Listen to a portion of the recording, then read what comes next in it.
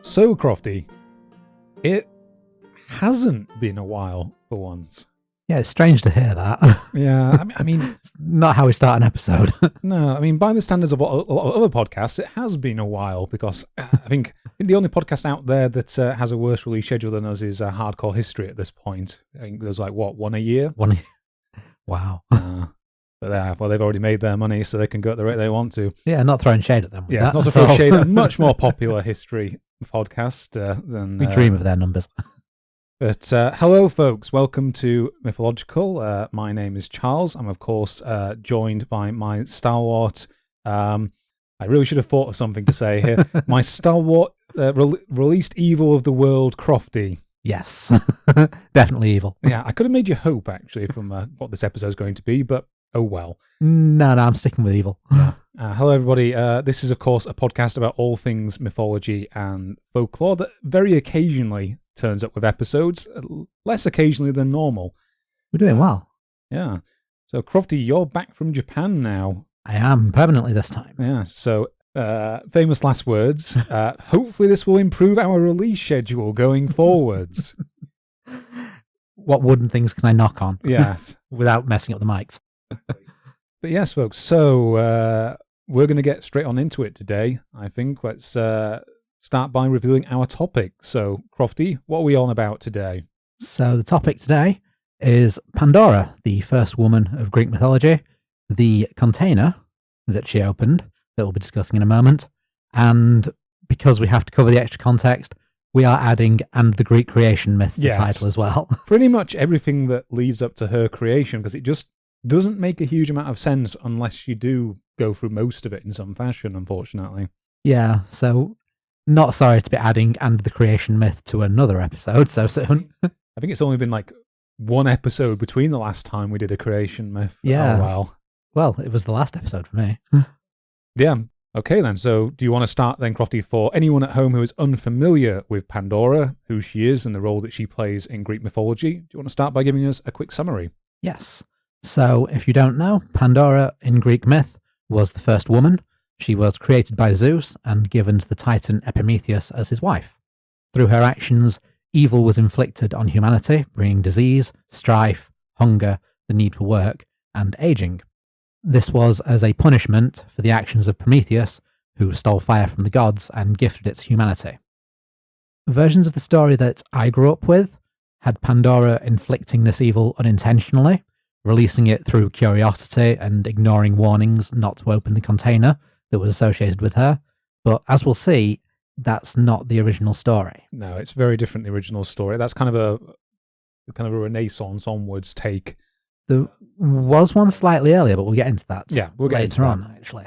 We'll get into that in way too much detail, as we always do. Yes, but first we will address what I imagine people are already complaining about in the comments section. We're just going to head something off, because people are probably screaming about this already. Yeah.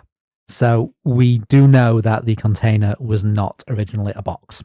Yes. The container was, in fact, a pithos, which is a large round jar around the height of an adult human, and usually with two large handles at the neck. So these jars were used for storage in warehouses, for shipping, for religious ritual, and sometimes for storing grave goods. Larger ones in warehouses may have been sunk into the floor for space, while smaller ones used for personal uses might have been displayed prominently. Like a lot of Greek pottery, pithoi, designed for personal rather than commercial use, are decorated with scenes from mythology.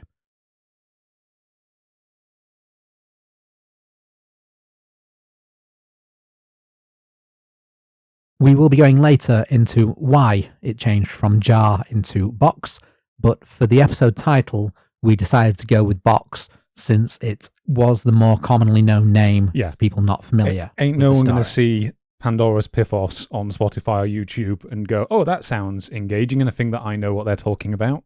Exactly. So from here on out, I will be using jar, though I expect to slip up at least once, so leave a comment if you're on YouTube with how many times you catch me getting it wrong. I also want to add on to that, there actually are quite a lot of surviving examples of Pithos going back to kind of the period of many of the sources that we're going to be talking about in this episode. And I'd recommend looking them up because quite a lot of them have scenes from Greek mythology that have been preserved. They're kind of a nice little bellwether for seeing how myths and culture actually developed and changed in archaic Greece, which is a period we'll get into a bit later. Yeah. Sadly, none of the art that I'll be talking about later is actually on a Pythos, unfortunately. Same here, unfortunately, as well. So maybe go away. That's your homework for this episode, to go away and have a look at some nice Greek Pythos. Yeah. Interestingly, there was a novel I read a few years ago called Pandora, which involved a Pythos with the story of Pandora and her Pythos depicted on it. Oh. I don't know whether the Pythos painted on the physical Pythos then had another Pythos on it. Yeah, it's a bit of a recursion going on. Pythoi all the way down. Yeah. It was a very meta book. It's called Pandora. It's about a antiquarian called Pandora, named after the original, who came into possession of a Pythos with the story of Pandora on it that may or may not have been the original Pythos. Makes sense in context. Certainly sounds like a story. Yeah. It's really good, actually. Fair Pandora enough. by Susan Stokes Chapman. So whilst we're talking about media that involves Pandora, then we should probably talk about one of the traditional things that we open these episodes with, which is, what did we know about Pandora before researching this episode? Yeah, I mean, I think in my summary, I basically covered most of what I knew, or at least before I read the Theogony a few years ago and went, oh, that doesn't match. Yeah. And which was why I wanted to actually have this episode where we went into it thoroughly and find out why what I knew does not match what I actually read from the primary sources. That's why the last episode ended up being the Flying Dutchman, because I thought it'd be nice to have you around to talk about it, because you're one who was the most interested in the topic. Thank you. Yeah. Right, well, you've got lots of nice and interesting pieces of media that you've heard it from. The only one I've got, apart from having read the Theogony in the last couple of years as well, is the second Tomb Raider film. I think it's called Lara Croft and the Cradle of Life or something. Oh, yeah, I remember that. I have seen it. I remember seeing it in the cinema. I remember very little about it other than there was some really dodgy CGI towards the end if you watch it, because it's like early 2000 CGI. It must look great at the time. Yeah, we probably all were mind blown by the time. But the only thing which really sticks out in my memory about it is that it kind of inverted the temptation of Pandora, where all the male characters of the film, spoilers by the way, who cares about It's spoilers? 20 years ago. Who cares about this film? Spoilers. All the male characters want the box as like a weapon and to use for their own self-interest. And then the only major female character in the film is the one who resists the temptation in the end compared to all of them, which is a nice little kind of inversion of it. Like there's a scene where she almost opens it and then resists the urge to do so. As the title character, I should hope that she resisted the temptation. Yeah, it would make the franchise very short. Yeah. Yeah. I only have like 2 other times where I've seen Pandora mentioned in media, really. She seems to be, for such a well-known figure, she doesn't seem to appear very often. Yeah, she's kind of faded from media after the 20th century kind of dawned. There's a book by Tom Holt, who's a comic fantasy writer, sort of up there with Pratchett and Douglas Adams, called Odds and Gods, where he describes the creation of Pandora as the gods destruct testing the maxim, everyone makes mistakes. Yeah. And there's the song that has been in my head for the entire writing of this episode, and I'm sick of it, called The Bishop of Lufford by Arena, which has the chorus, "It's too late now, Pandora would be proud, you've peered into the darkness and found what you have found."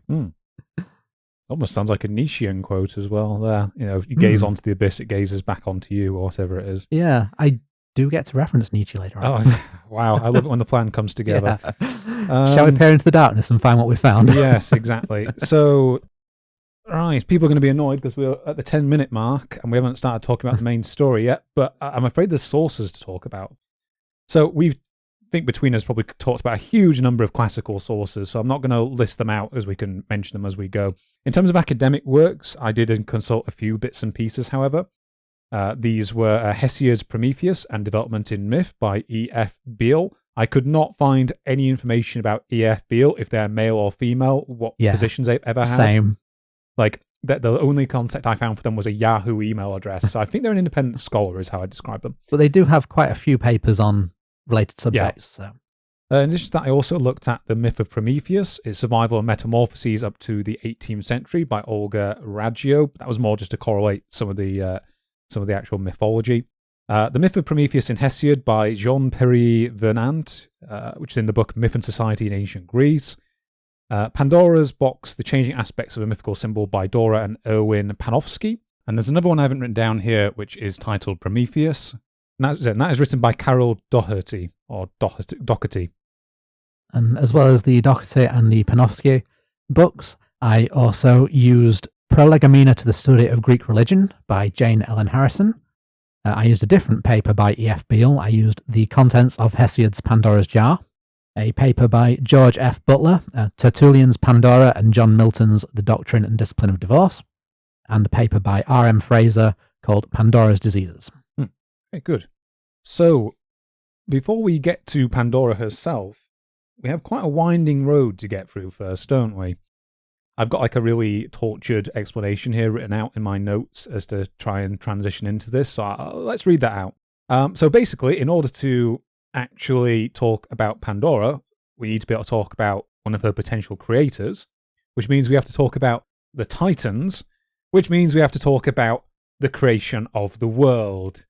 Here we go. In true histocrat fashion, today we're going to talk about 18th century engineering, which means we have to start with the invention of the wheel. Yeah.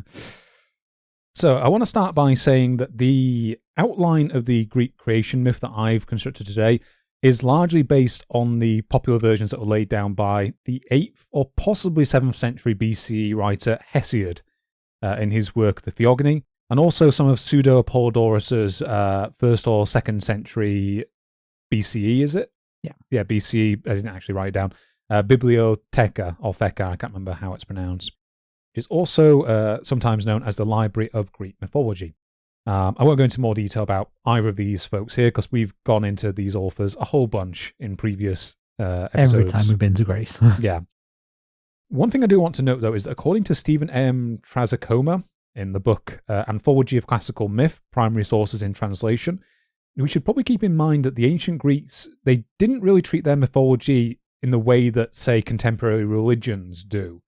I think this isn't something that we've really mentioned when we've visited ancient Greece before, which is there were a lot of different competing traditions throughout ancient and archaic Greece, and it's not really a case that one of them was considered more valid than the others. So just keep that in mind. There are going to be lots of different versions that I'm going to bring up over the course of relating this myth. This was also been true even back in archaic Greece, so back when Hesiod was writing down. So whilst I have used his account as the main backbone, I'll be peppering in plenty of other fragments that have survived from over the years, particularly in relation to the figure of Prometheus. According to the Theogony, in the beginning there came the primordial entities. First there came chasm, or chaos, followed by earth, or Gaia, along with Tartara, or one of the Greek underworlds of Tartarus, and then finally Eros, the god of love. From chaos then came night and Erebos, which again, another of the underworlds of Greek myth, there's a whole bunch of those, and together they begat the bright air and the day. Gaia then gave birth to her equal and consort, Heaven, who is usually later referred to as Uranus, along with the mountains, the seas, and the deep swirling river of Oceanus, who in Greek mythology was said to encircle the whole world. Just another quick note for anyone here who is unfamiliar with Greek mythology. The ancient Greeks believed that all the physical features of the world were literally made up by the gods. It's not just a case that these figures are personifications. No, their bodies literally make up these features of the world as well. Together, Gaia and Uranus then sired the Titans, who were Koios, Kreos, Hyperion, Iapetus, Thea, Rhea, Themis, Memory, Phoebe of the Golden Diadem, and the lovely Tethys. The final born and most significant, however, was Kronos, who Hesiod describes as, quote, a crooked schemer, and who loathed his lusty father. So after this, Gaia gives birth to the giant Cyclops, which I don't think need a huge amount of explanation for most people, but they're basically giants with one eye in the centre of their forehead, followed by the Ekatonkeres, who were three giants named Kotos, Briarios, and Gigas, I think is it, or Gygas, who are each described as having 100 arms and 50 heads, and who are said to be boundless in strength. Seeing their fearsome nature and disgusted by their appearance, the jealous Uranus takes both of these groups and hides them away in a cavern as soon as they are born. Gaia is rather understandably annoyed by this treatment of her children.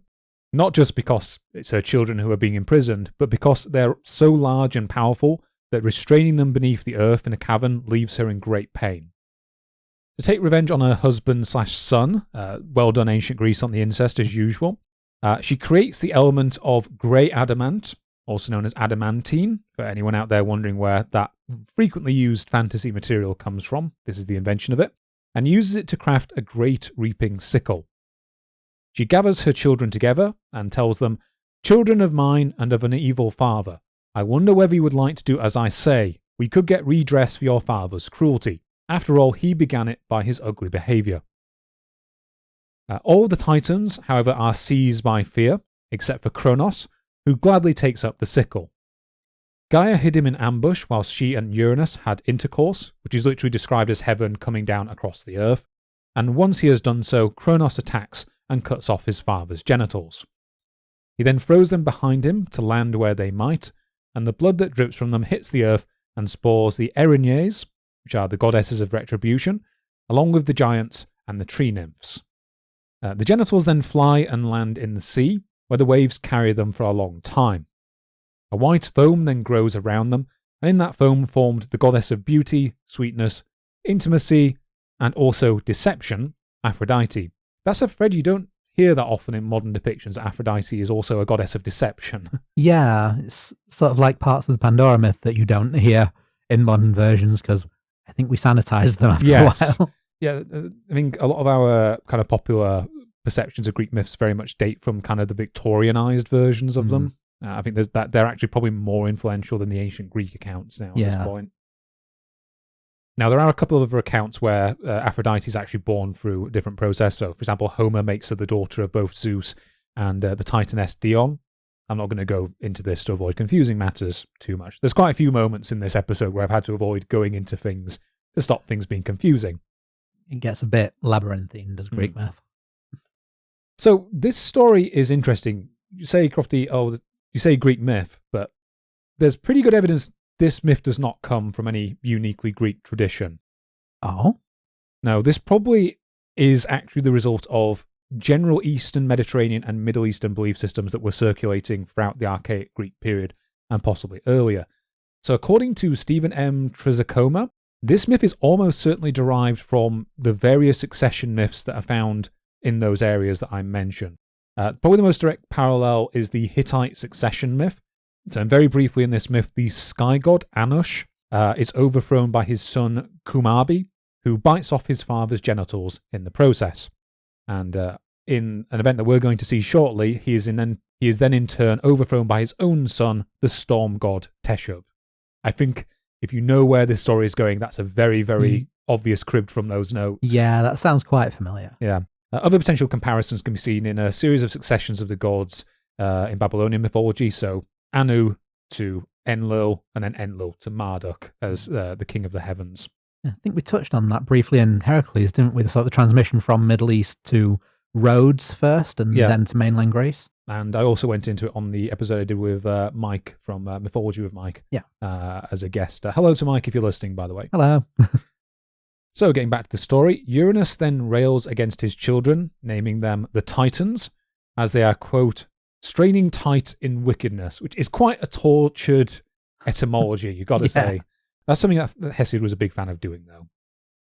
Seemingly in response to this act, Night then bears the entities Doom, Fate, Death, Sleep, and Dreams, followed by Misery and the Hesperides. So, for people who didn't listen to our Heracles episode, they are the singing maidens that appear in one of his labours, where he is tasked to retrieve fruit from the trees of the Hesperides. I think it'd be Hesperides. Hesperides, yeah, sorry. You always pronounce the E's in the end of Greek words. Hesperides, sorry.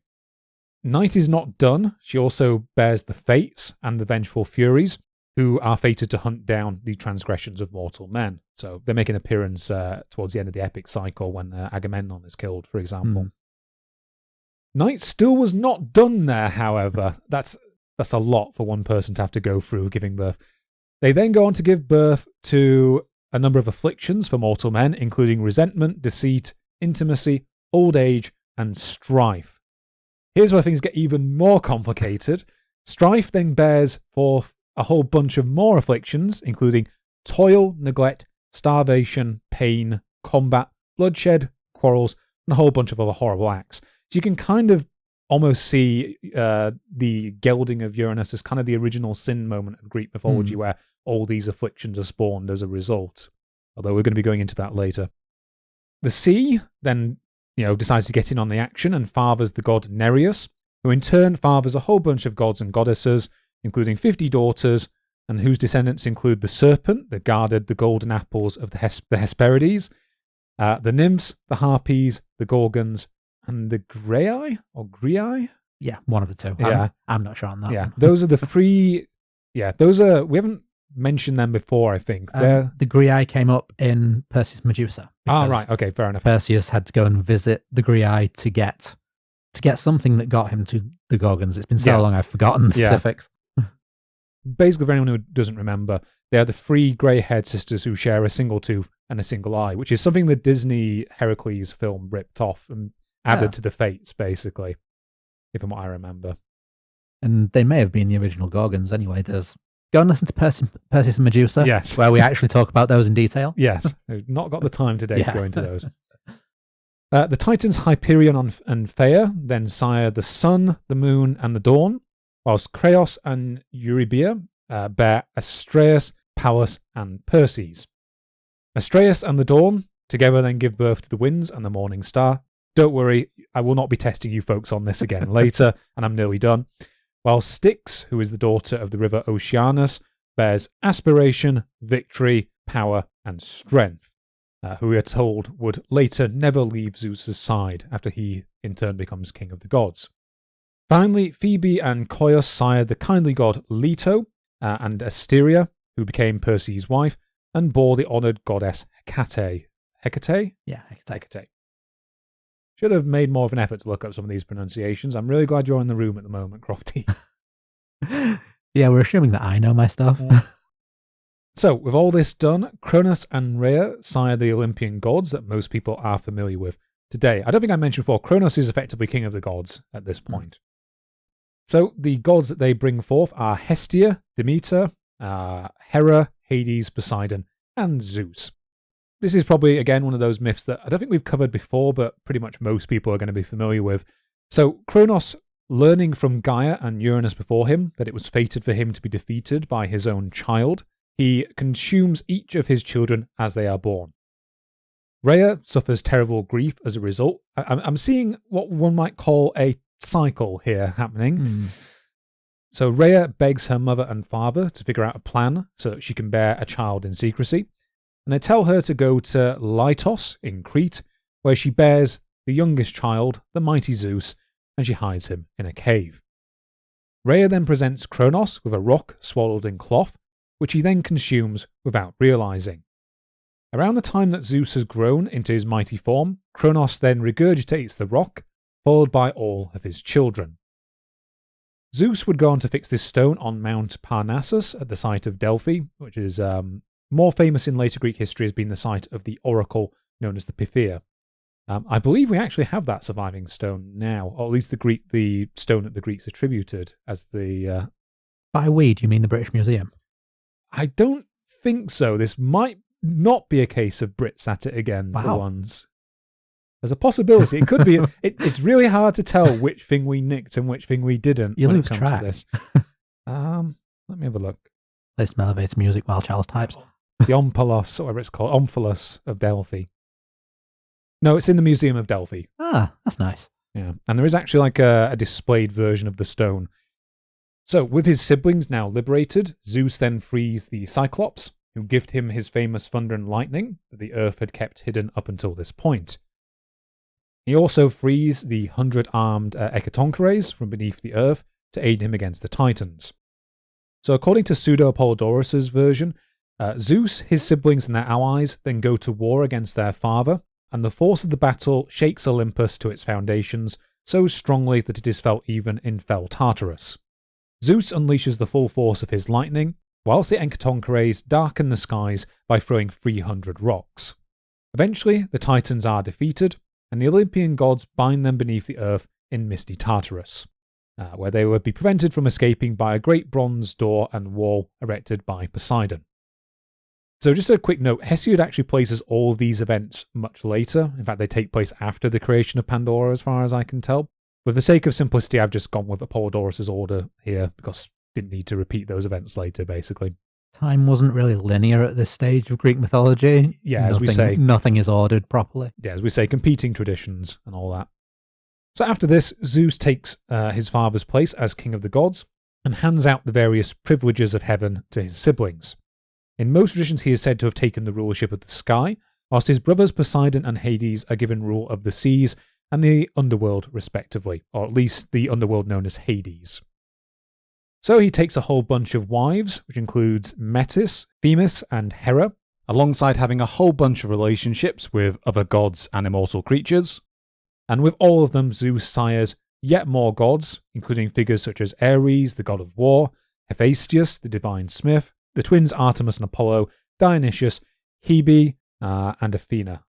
So despite the Titans' defeat, it seems that there are actually a number of Titans that still remain free in most of these accounts. There's some Titans who either stayed out of the conflict or deliberately sided with the Olympian gods instead.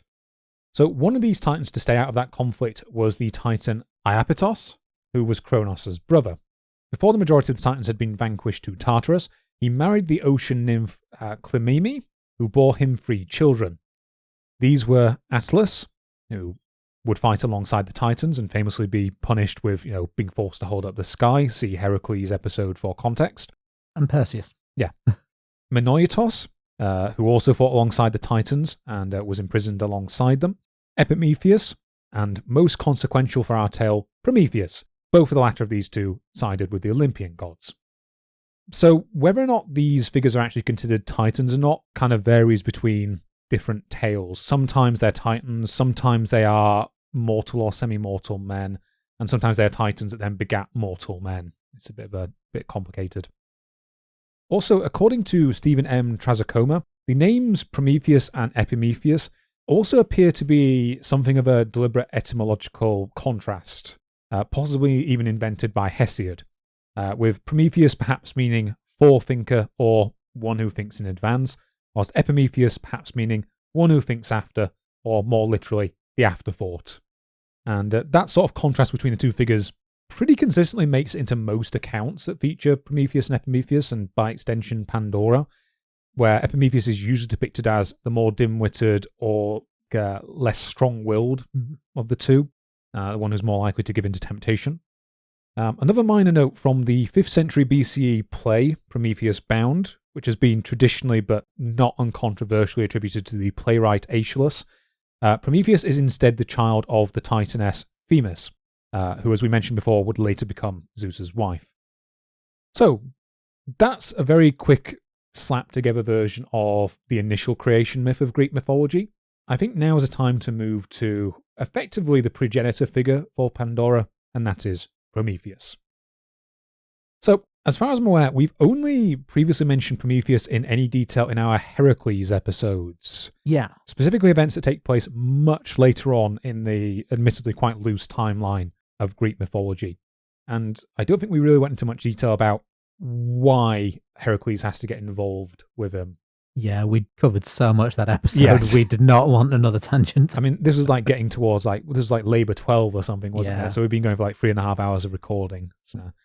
But yeah, so as a result of all that, I think I'll just focus a little bit more on him here and give a bit more information about him.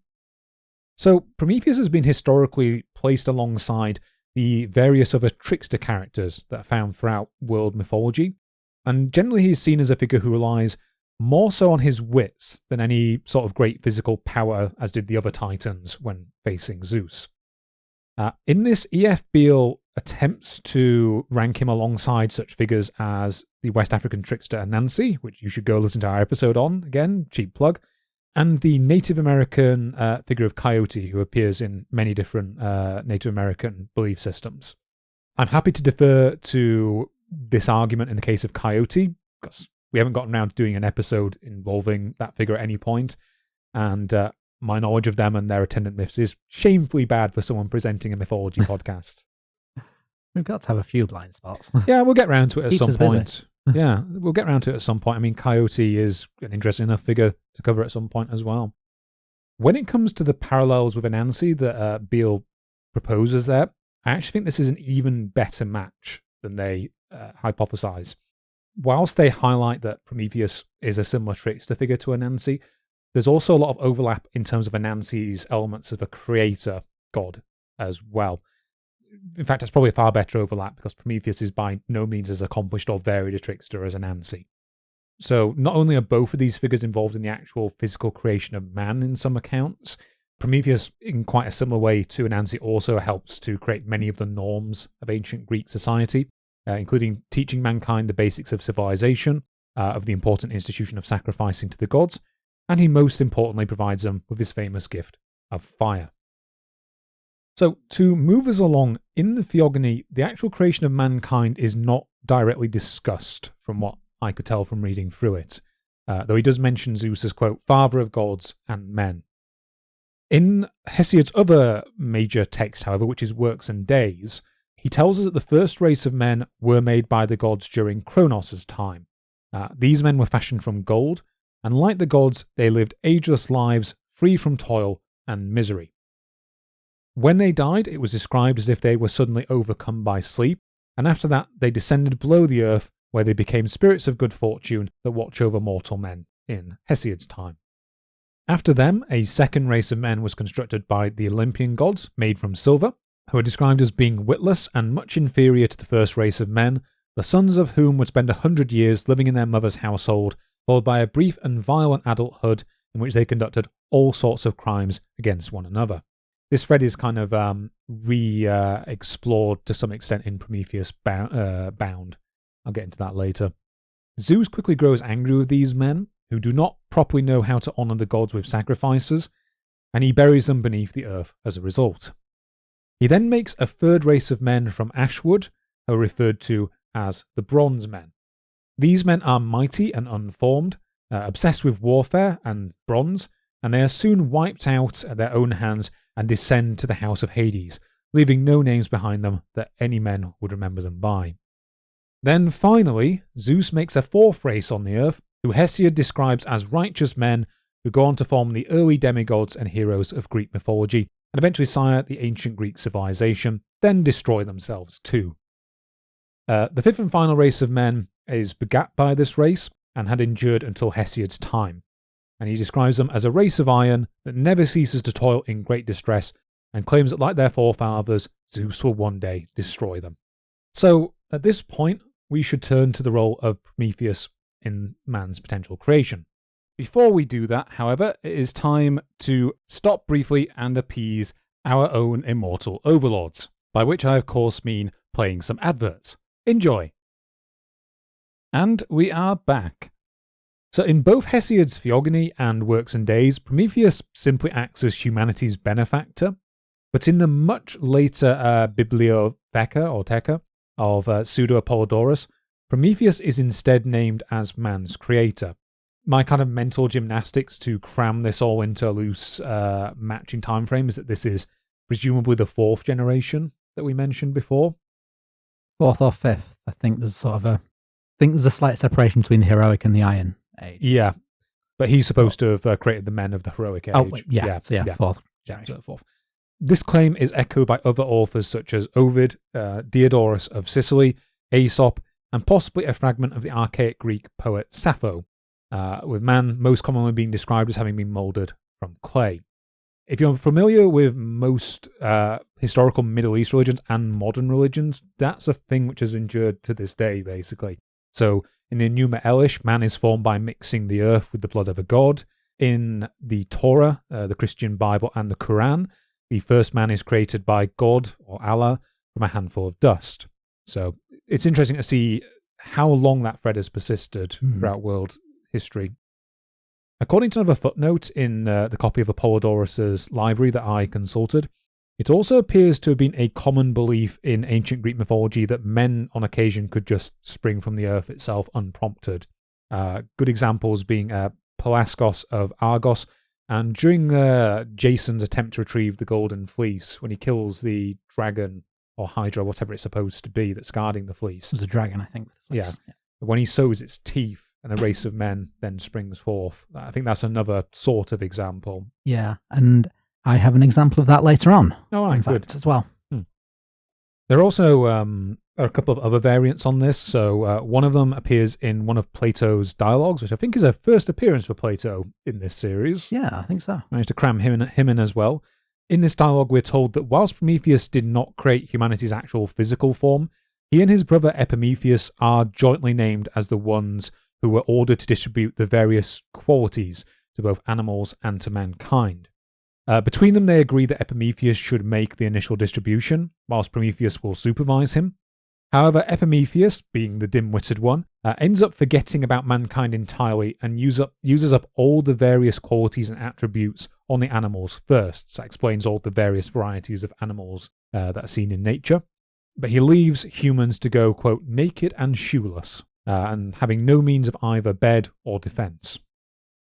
So, as the appointed hour of mankind to go forth into the light of the day was approaching, Prometheus just sort of panics, and that's where he starts to become the more trickster/thieving figure of Greek mythology.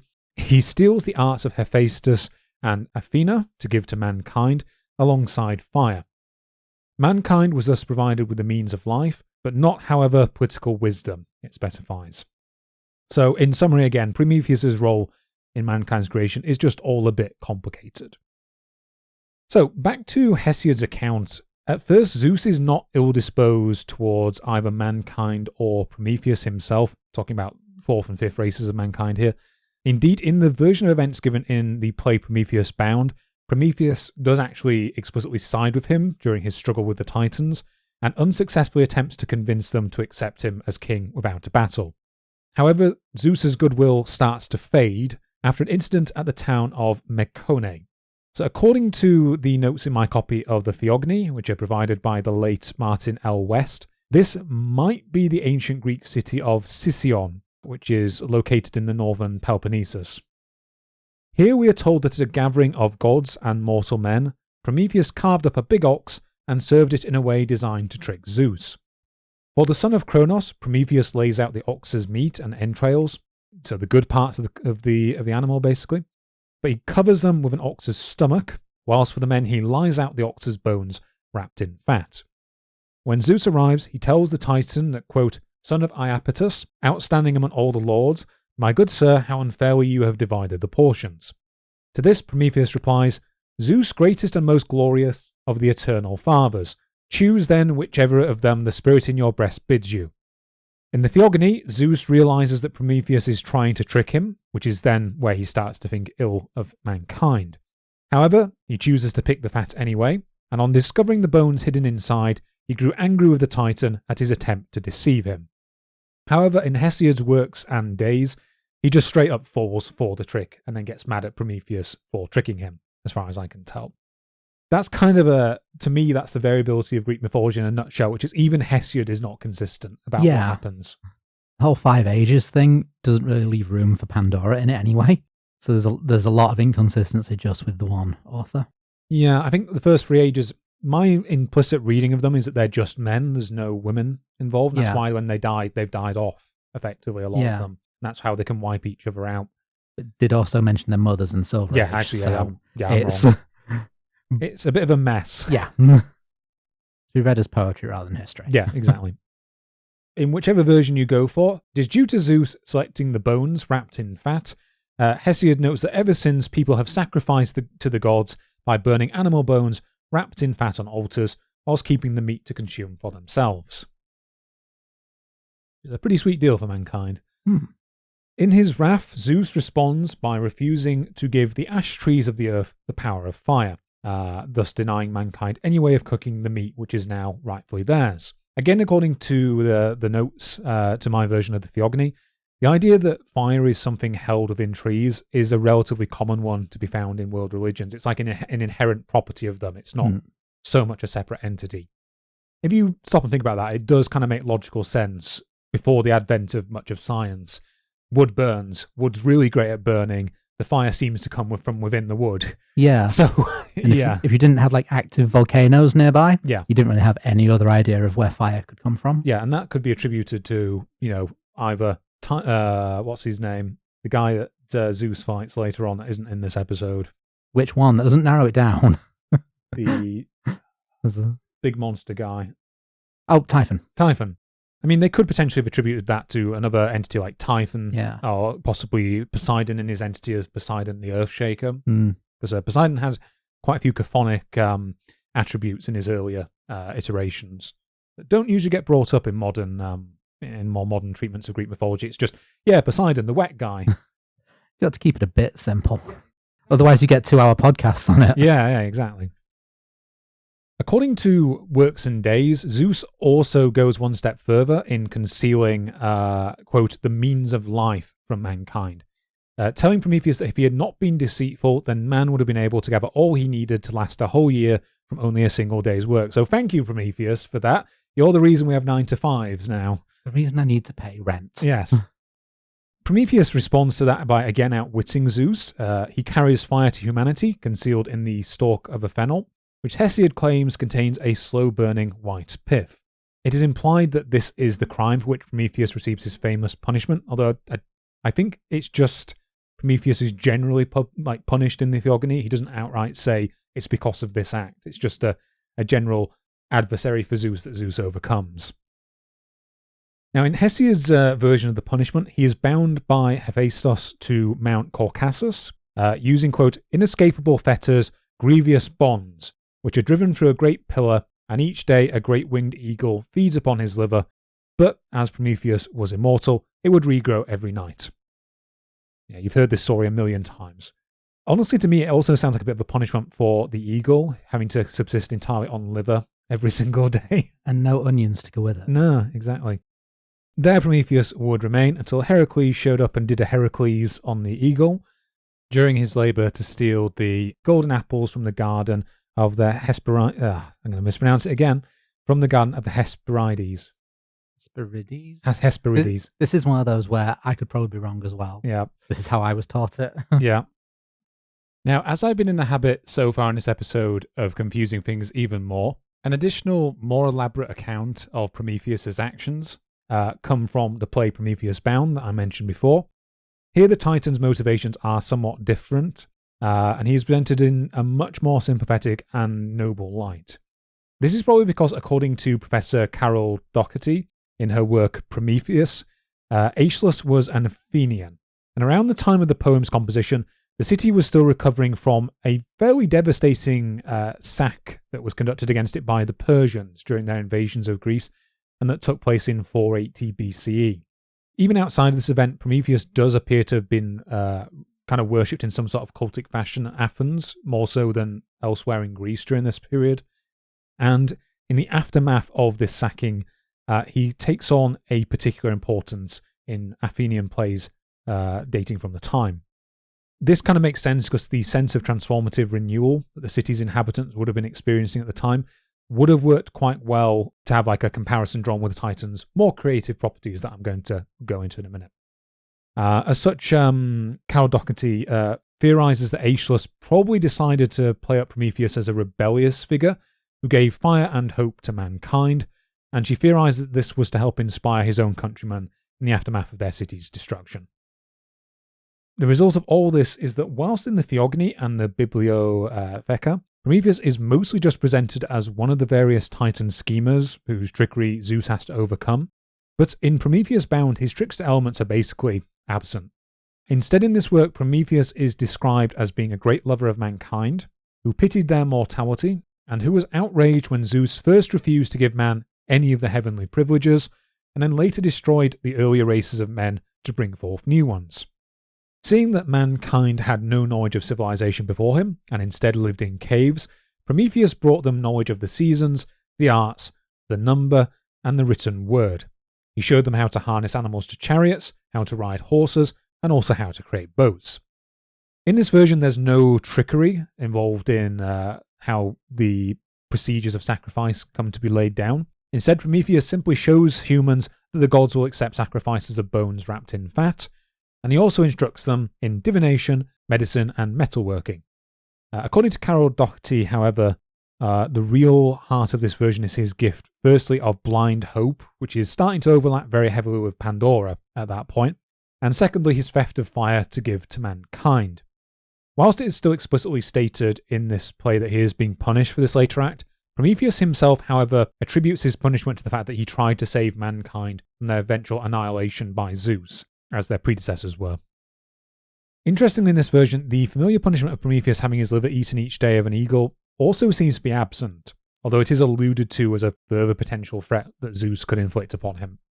Instead, he is simply chained to a rock on a Scythian mountain by Hephaestus. As the smith does this, he also laments that he must do this to his friend Prometheus, bemoaning the fact that there is no other endowed with his mastery of iron who could do it in his place. However, he is goaded on by the embodiments of strength and force, which are actually the figures of Baia and Kratos. So, any God of War fans at home, the video game series, Kratos is an actual mythical Greek figure at some point we were considering doing a mini episode on. Still looking forward to the chance to do that. Yeah, it's not going to be a long episode because he's not the most complex of characters, but still, I think it's an interesting little thing to talk about at some point. So after goading by these two figures, Hephaestus chains Prometheus' arms and legs with adamantine to the rock and impales him to it with a great iron spike. It is also implied by Prometheus that the reason Zeus does this, rather than simply throwing him down to Tartarus as he did his brother, is that he wants Prometheus to be mocked by the other gods during his punishment.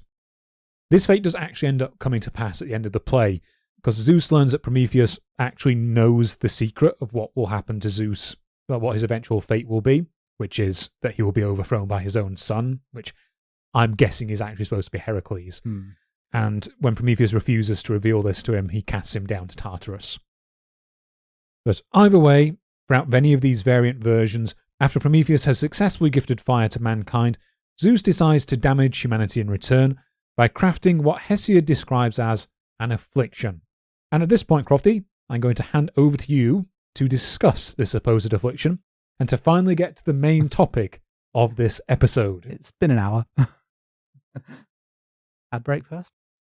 I've forgotten we're supposed to do ad breaks on this show. Yeah, we do have to actually work thanks to Prometheus. So, you know who won't cast you down to Tartarus to suffer for all time? I'm just ripping off podcaster Robert Evans' ad transitions at this point. The name of his podcast I cannot repeat on this show because of our clean tag. But yeah, buy some products.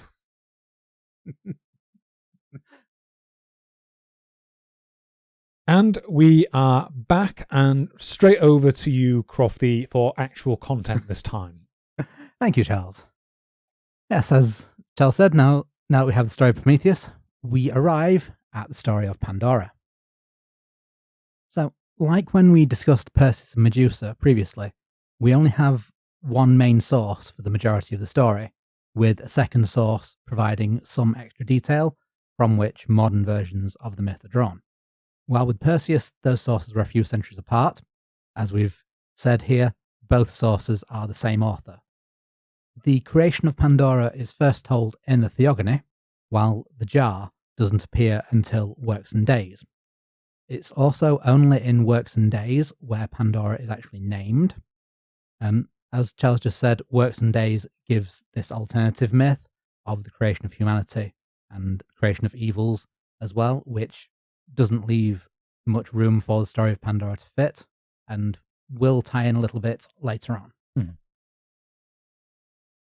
So, in the Theogony, Pandora is first very briefly mentioned in line 412 as Hesiod is giving the genealogy of the Titans.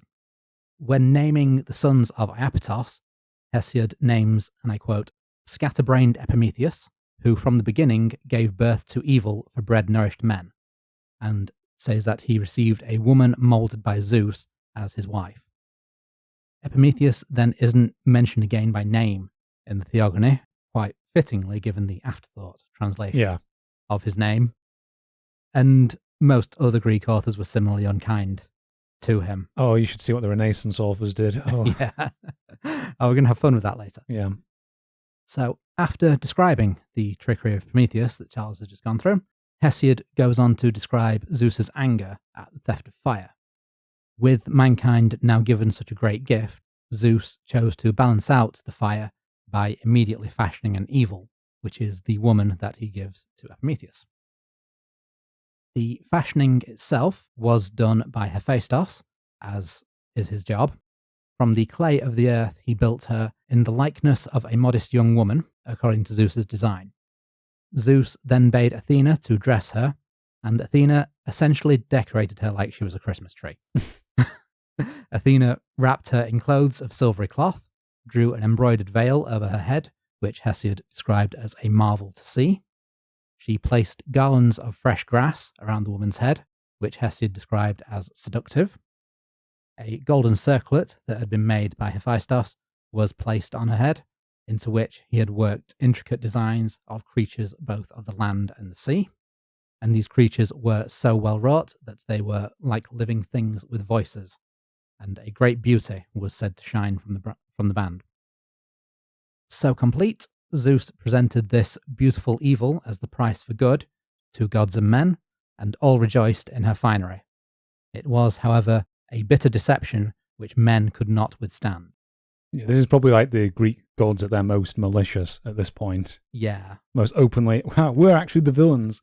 Yep, there's no redeeming factors here in what the gods were up to. No. So, at this point, you might be expecting me to tell of a certain jar or pithos, or at least to tell of Prometheus marrying Pandora. But this is where the description of Pandora herself ends, in the Theogony.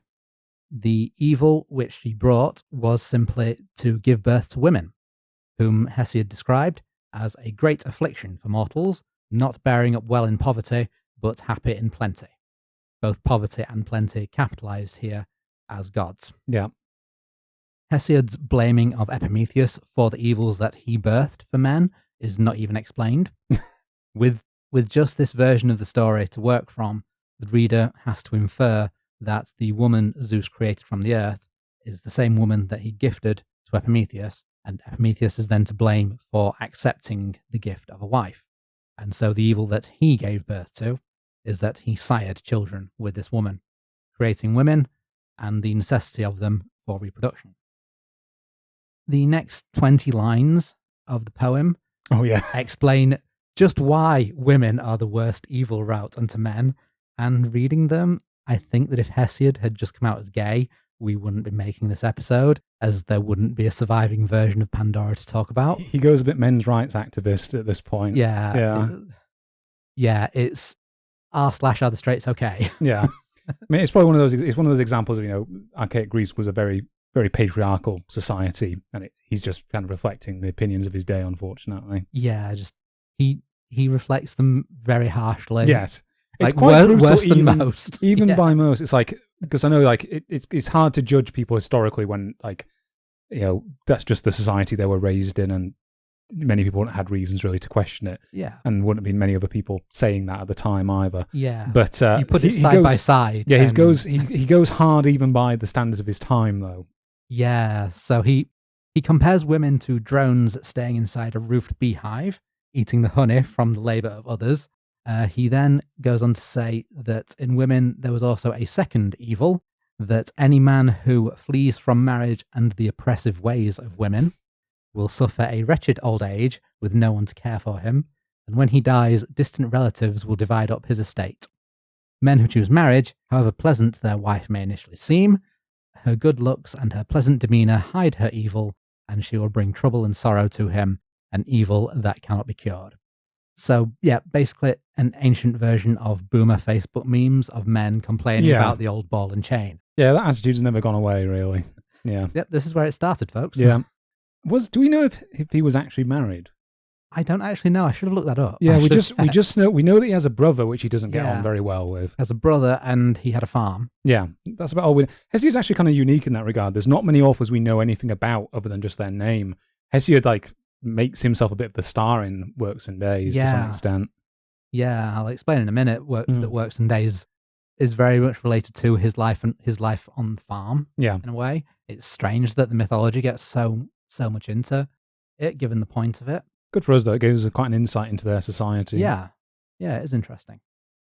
So at this point in the Theogony is when Hesiod moves on from Pandora and from humanity, and instead goes to tell the story of Briaros, Kotos, and Gyges, the 300-handed giants, their war against Titans that Charles already went into, and that is where he's getting things in a very jumbled up order. And so we now go on to his poem Works and Days. The poem itself is a monologue in which Hesiod addresses his brother Perses. The mythology that he presents in it is used to advise Perses on morality and on living a productive life, before advising Perses on the management of his farmlands, which is often through superstition rather than practical advice, and on customs such as when to marry. In this, Hesiod sets up the tale of Prometheus and Pandora by first describing the nature of strife, or Eris. In contrast to Homer, who cast Eris as a singular goddess and purely a chaotic entity, whose name could also be translated as discord, Hesiod describes two forms of strife. The first encourages war and evil, and no man loves her, fitting with Homer's Eris. The second, who was also allegedly birthed separately by Nyx, dwells in the roots of the earth and instead motivates men, encouraging a man who sees another's success to work harder himself to match or surpass his neighbour. That's kind of a more positive version of strife than the first one. Yeah, that's it. Works and Days is quite a positive poem in many ways. There's a lot of it is lecturing his brother, but there is a lot of positivity about hope and the potential for growth out of hard work. So it's better than some of the stuff he describes in Theogony. Yeah.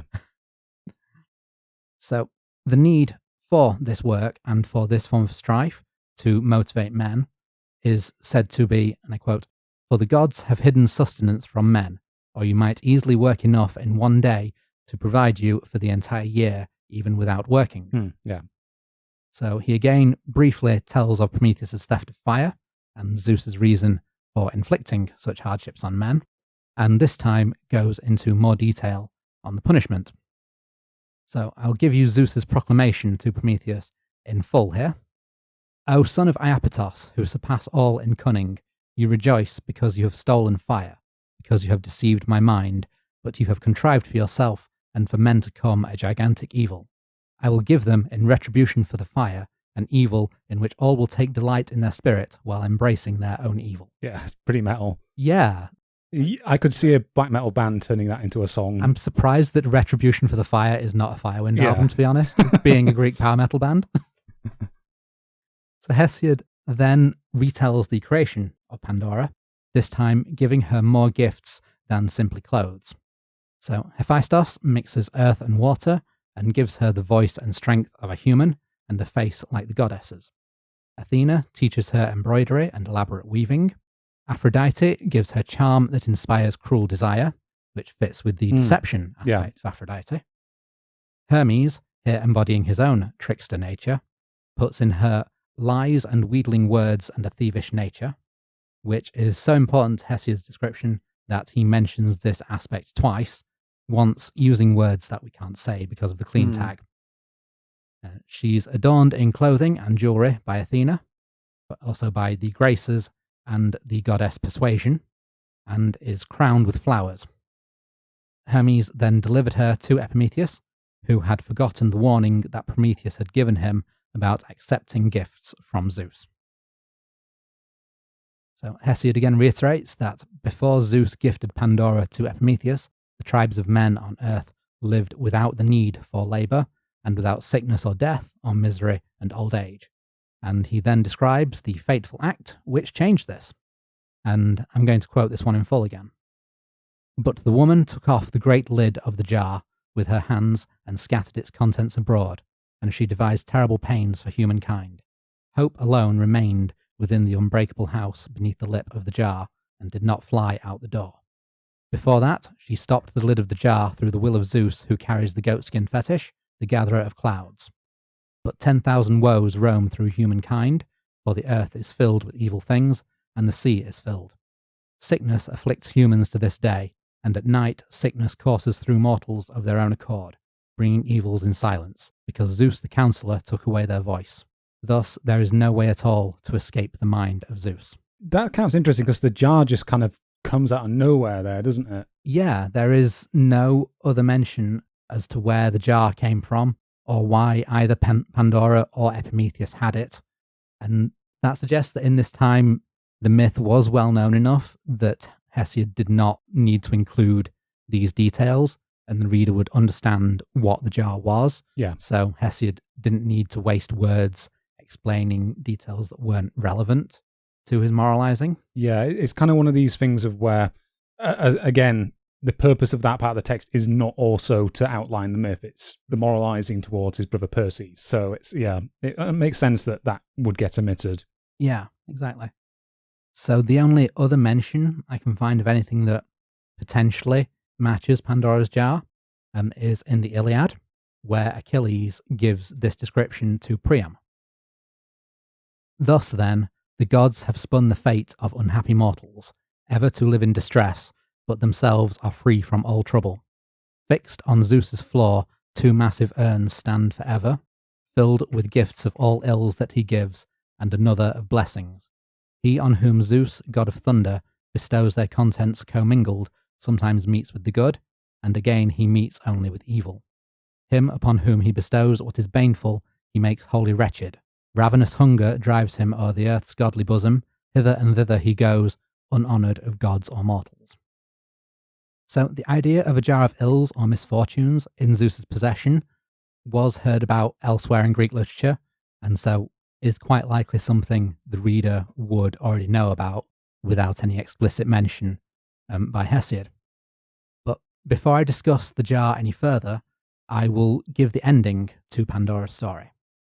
Hesiod has now moved on to the 5 Ages of Man version of the myth in his moralizing to Perseus, and he's said all that he will of Pandora.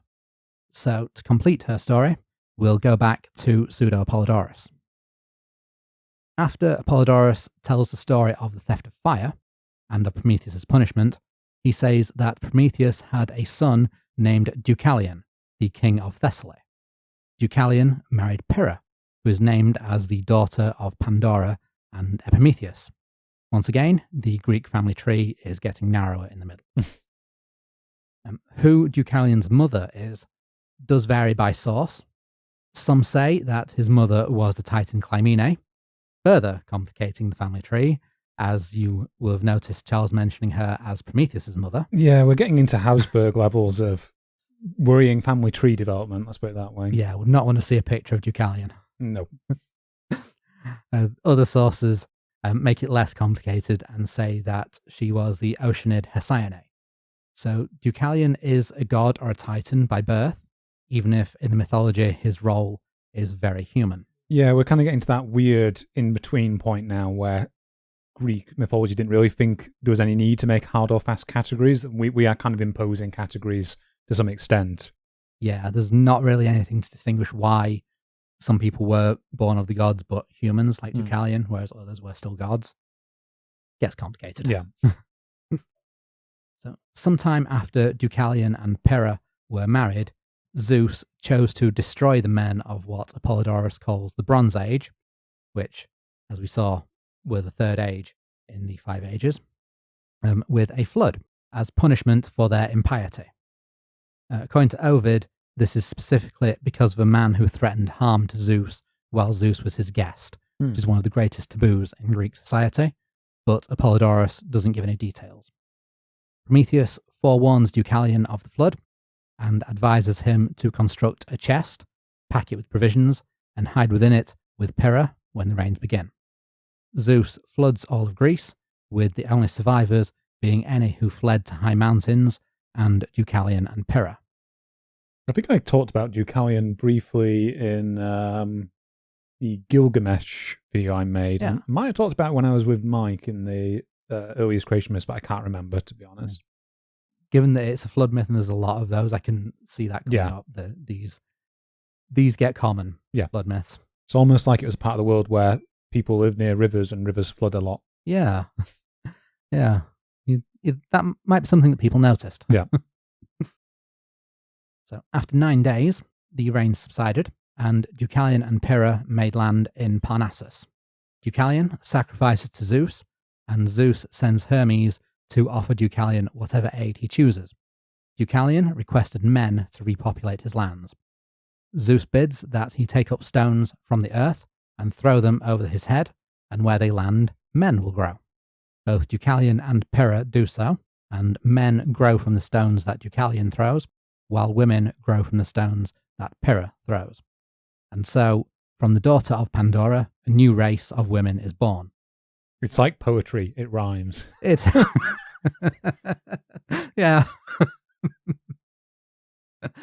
Well said, Charles. Well said. Yeah. Do I need to give context for that for like the 5% of people on the planet who actually know what that meant? Yeah, because I'm not sure where that came from. It was George Lucas talking about the plot of The Phantom Menace. Oh. Okay. We got George Lucas in. That's a new one. And so, in poetic and rhyming, a new race of women is born. Deucalion and Pyrrha do also have their own children, one of whom, according to a fragment of Hesiod's catalogue of women, is named Pandora for her grandmother. And so, with this rebirth of women, we conclude the story of Pandora that we can get from the Greek authors.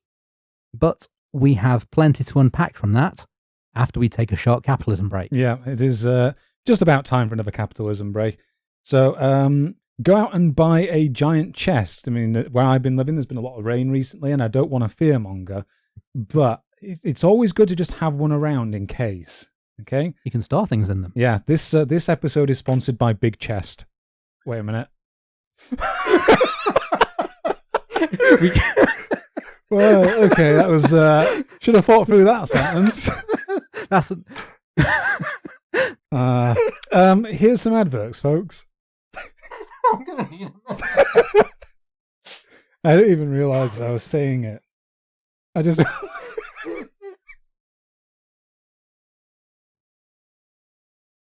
Right, so after recovering from the rigours of Big Chest, we... I think we're able to get started again, Crofty. So we had to pause and just laugh for like 5 minutes there.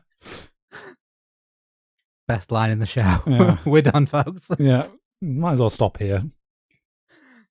Where was I? Yeah. Yeah. So, yeah. Sometime after Deucalion, I think is your next line. No, we're done with the story itself. We're into interpretations now. Right, okay.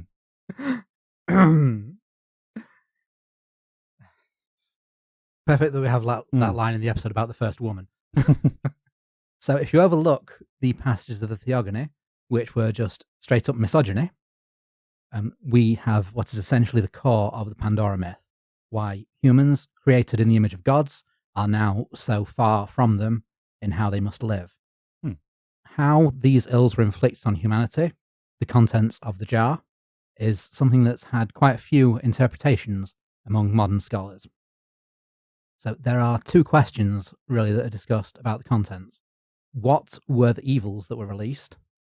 And what is the hope that remained trapped? So the most literal interpretation of the contents is that it simply contained the evils of age, disease, famine, poverty, and all other forms of suffering, as I mentioned earlier on. That's probably what you all thought when reading or listening to it, and it fits with Achilles' description of the two great urns that Zeus possesses. It seems pretty obvious as long as you overlook the detail of hope, generally seen as a virtue, being trapped in the same jar. But that detail is what causes the difficulties with the interpretation. Hesiod, for all of his lamentations of living in the worst age of humanity, still talks of positive things in the world, even as he talks of the suffering we experience. Humans clearly had a concept of hope in Hesiod's time, and so if the jar sealed off evil from humanity, hope remaining in the jar should mean it was also sealed away, and there should be no concept of it. That's the thing which I've always found slightly strange about the whole only hope remains part. It makes sense in some other versions of the tale that we're going to go into, but in that original version, it doesn't quite make that much sense, because surely that should have been confined whilst all the others weren't. That's it. And so there's been quite a lot of work interpreting that on either what hope specifically is, what the evils were, or whether they were evils, and the function of the jar itself, and also interpreting the name of hope, which gives you a few different ways of seeing it, and you can basically pick which one is your favorite out of what I'm going to discuss, because I can't really say one is better than the other in any way. We're never going to know Hesiod's true intention with it. So E.F. Beall goes into quite a lot of detail on this. They give a few alternative explanations for the other contents of the jar. They explain that the line specifying that men had been separated from drudgery and disease gives the implication that these things are being held at bay by a beneficial force. And so, through that interpretation, the jar contains beneficial spirits which, upon being released, fled back to Olympus. Hope then remained in the jar, and so in the mortal world, to help humanity to survive despite the evils that are now free in the world. There are two classical sources that do not mention Pandora, but support this theory, one Greek and one Roman. So the first is a fragment from a 6th century BCE poet, Theognis, so maybe 100 years after Hesiod. This fragment describes hope as a god with the Greek name Elpis, and reads as follows. And I'll translate the gods' names that are mentioned as I go as well. Elpis, or hope, is the only good god remaining among mankind. The others have left and gone to Olympus. Pistis, or trust, a mighty god, has gone. Sophrosine, or restraint, has gone from men. And the Charites, or charities, my friend, have abandoned the earth. Men's judicial oaths are no longer to be trusted, nor does anyone revere the immortal gods. The race of pious men has perished, and men no longer recognize the rules of conduct or acts of piety. But as long as man lives and sees the light of the sun, let him show piety to the gods and count on Elpis. Let him pray to the gods and burn splendid thigh bones, sacrificing to Elpis first and last. Before those last couple of lines, I'm getting a real kids these days vibe. Fairness, Hesiod had a bit of that as well. There's literally it's very funny seeing those that get repeated every single time where someone goes, oh, the current generation is the ruin of us all. And it's like literally there'll be some guy in Sumerian times being like, oh, well, they just don't revere the gods the way they were supposed to. Yeah. Adam and Eve just honestly, kids these days. Yeah. Getting ahead of ourselves there. Yeah. Oh, yeah, we need to do Adam and Eve at some point, don't we? Yeah. That's going to be a fun one. Sure, that'll be non-controversial.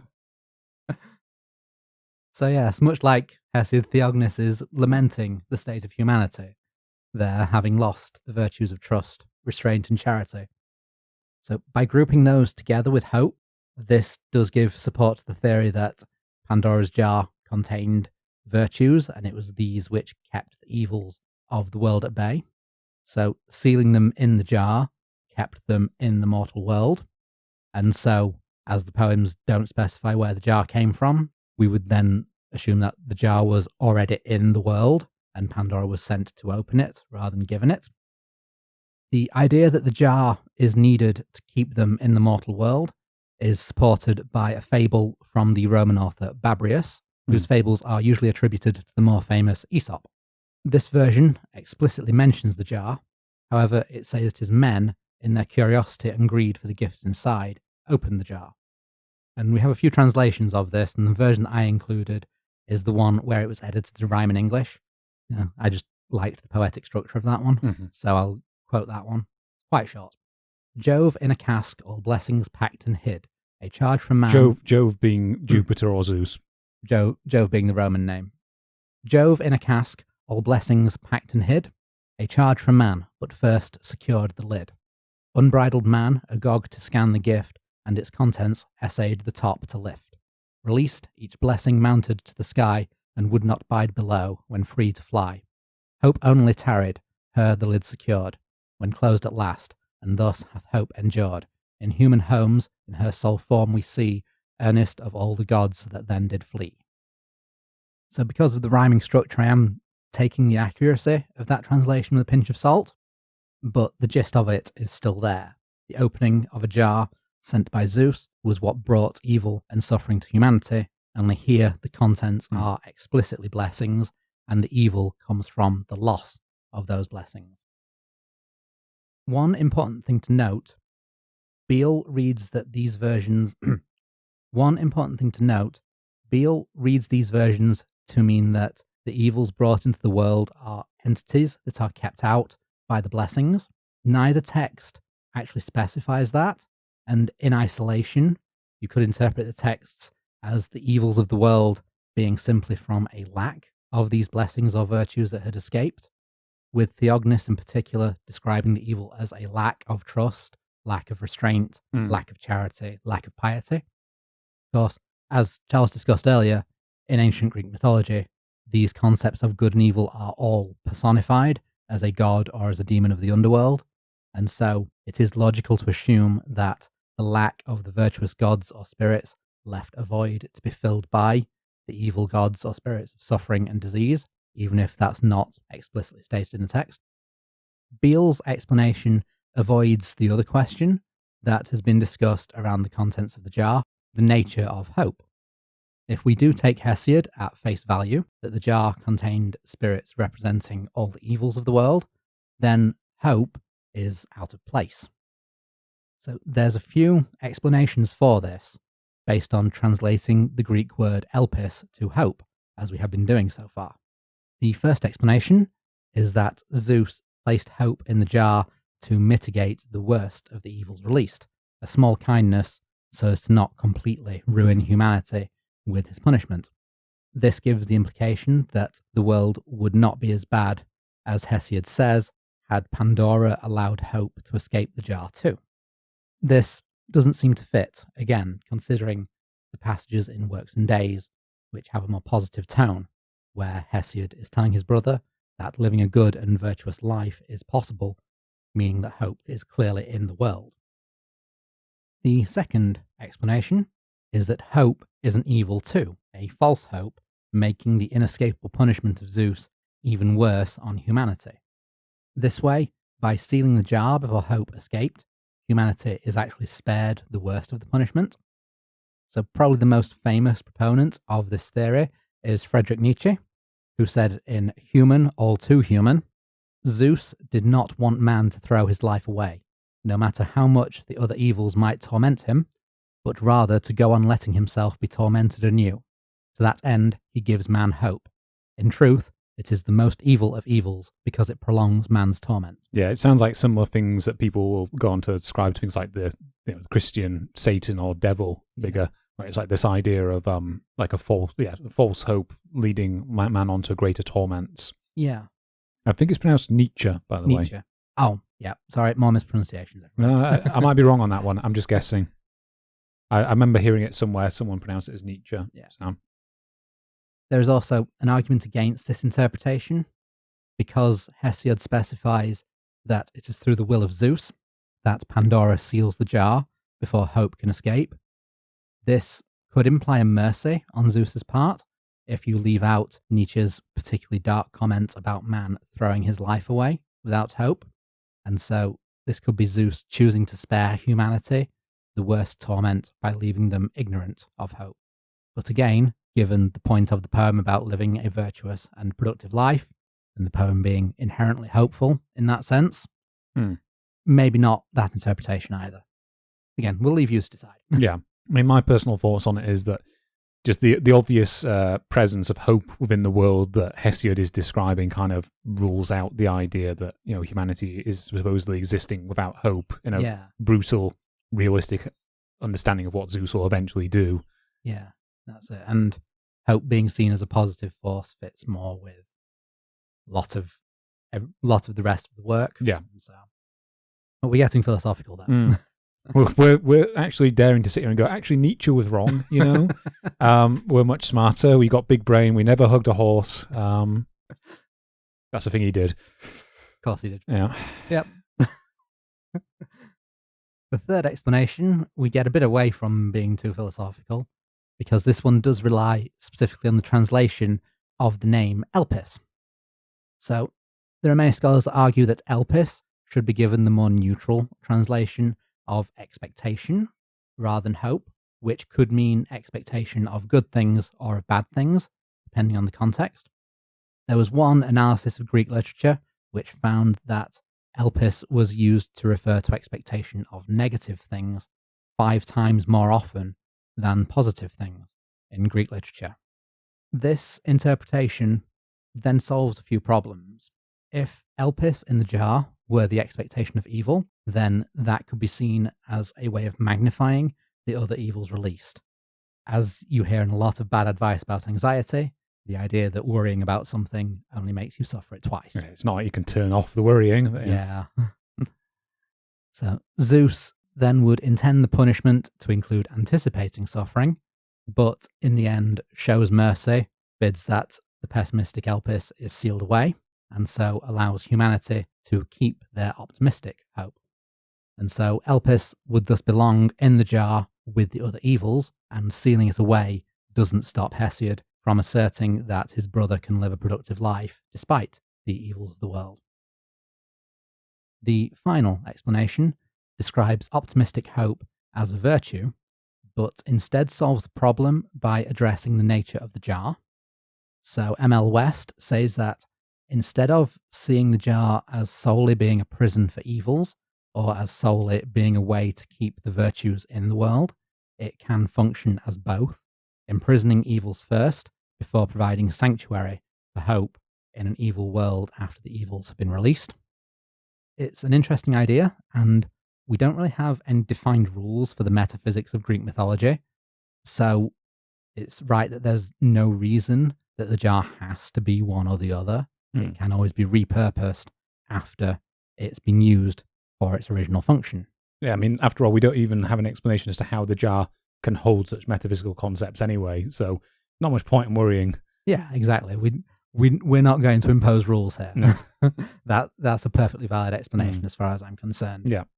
So yeah, and I don't think we're ever going to have a definitive explanation, and I'd say that's a good thing, as it's part of the reason that even now the story can get reinterpreted.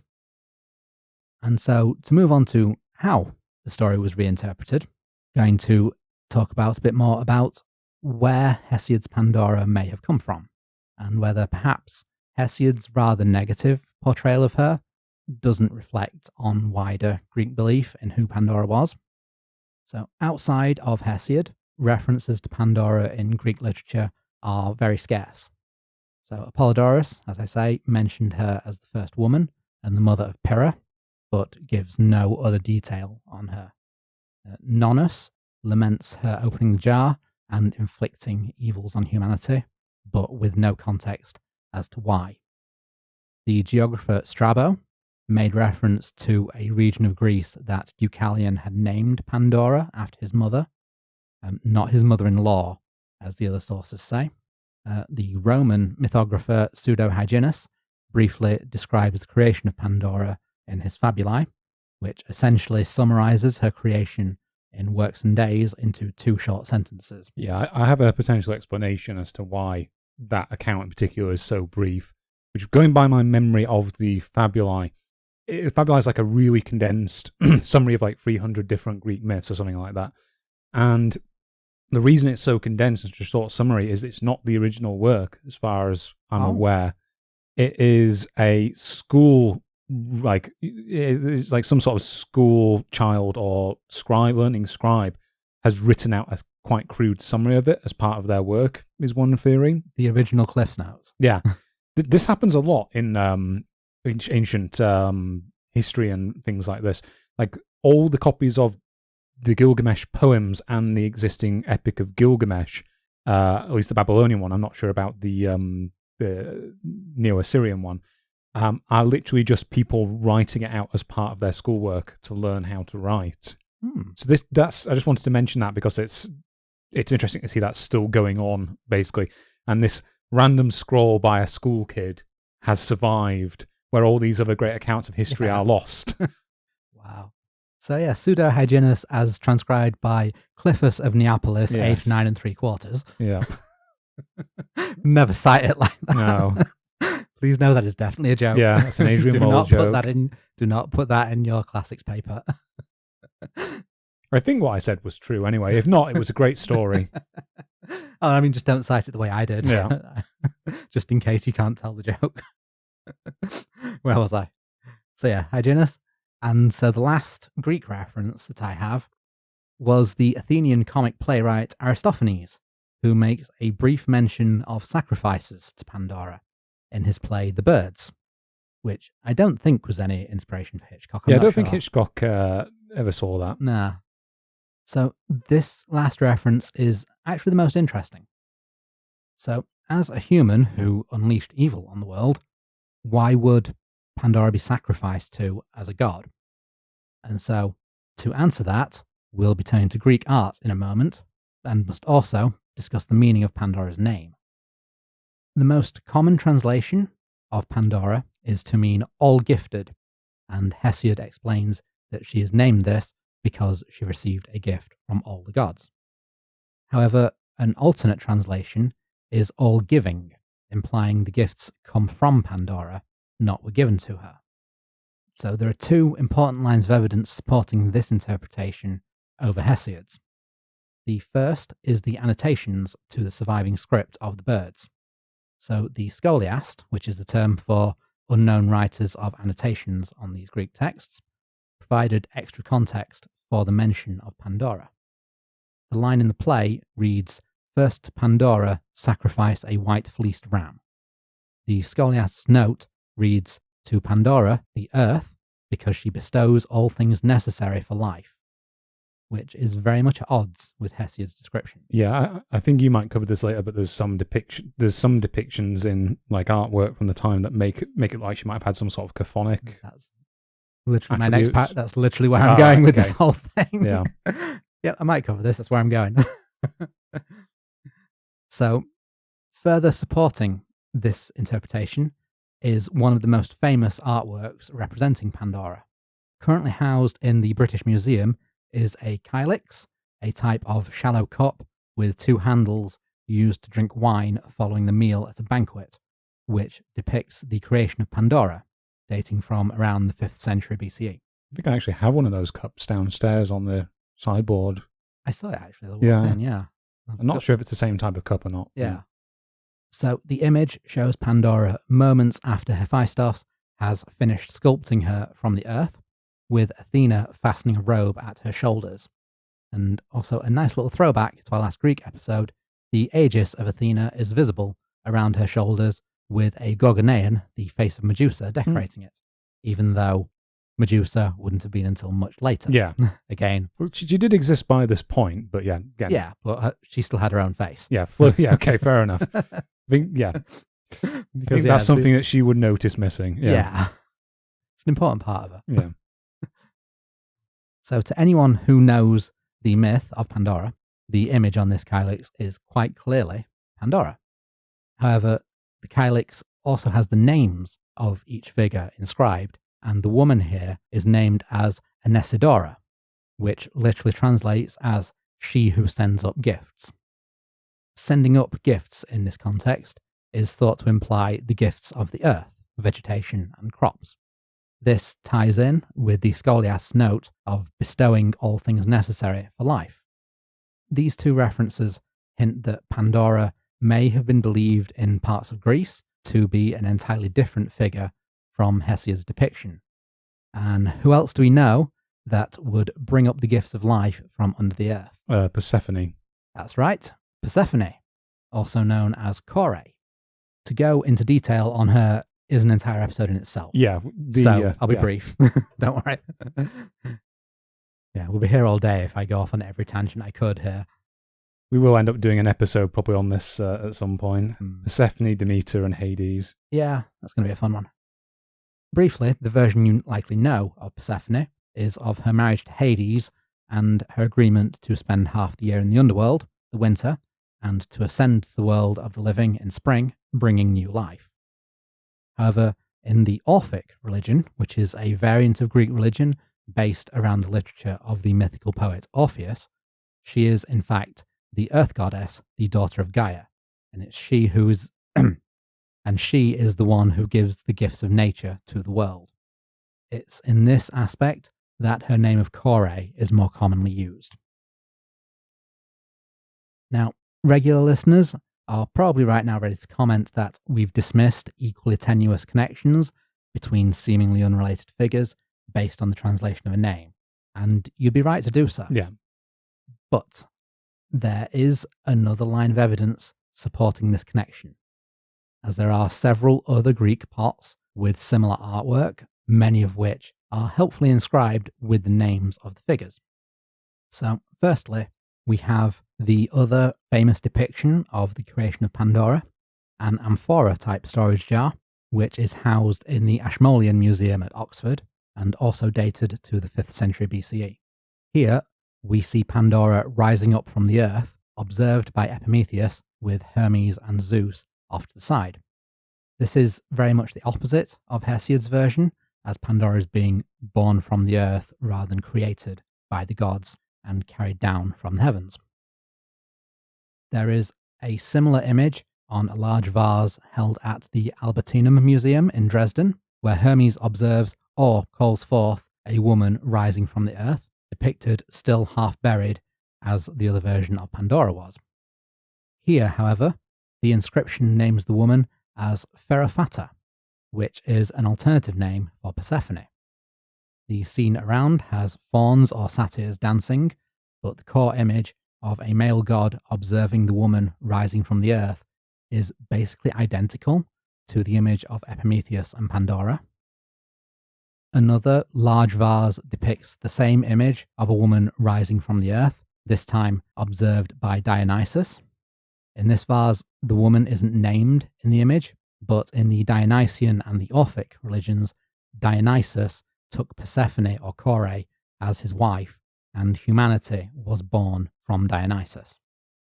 Again, the Dionysian cults and Orphism are entire episodes in themselves, so we're not going into detail today. I am holding myself back from tangents, don't worry. For today's purposes, all we can say is that there is a strong possibility that Pandora was in fact seen as an earth goddess in certain variants of the Greek religion, or as an alternate name for Persephone, whom Hesiod may have then projected his own views and his own misogyny onto to create the Pandora that we know today, turning her gifts into punishments. Yeah, it could have been that. It could have been a case of also he was working with a different regional tradition than the rest of them to try and give him some charity to his words. That's it. I mean, we've mentioned about 4 different variants of Greek religion here, so it's quite possible that he was working from a different variant that just we don't see as much in the artwork. That's something that's not discussed enough actually with Hesiod. I think it's good that we did talk a bit about, which is that a lot of traditions that he mentions or things he mentions are kind of unique to him. So it's entirely possible that he's just adding his own opinions or thoughts or creative flourishes to much of the text, and we don't really have a great way of knowing whether or not he's doing that. That's it. There's evidence that the 5 ages of man thing came from a sort of Middle Eastern myth, like you were saying, and he just sort of split up the last age into 2 to fit the idea of the heroic age. Yeah. But again, finding those connections is something that probably isn't going to happen. But speaking of connections that people should be making... We're opening the pithos of advertisements, releasing goods and services to the world. How about connecting to the various goods or services that sponsor this podcast? Here's some adverts. And we are back and hopefully connecting to the last part of our episode now. Yep, we are finally going to move on from the ancient Greeks. Ooh. Not very far at the moment, we're just going to Rome. Well, that's basically ancient Greek cosplay.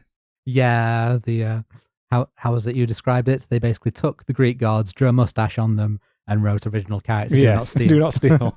My original joke, do not steal. It wasn't Charles's.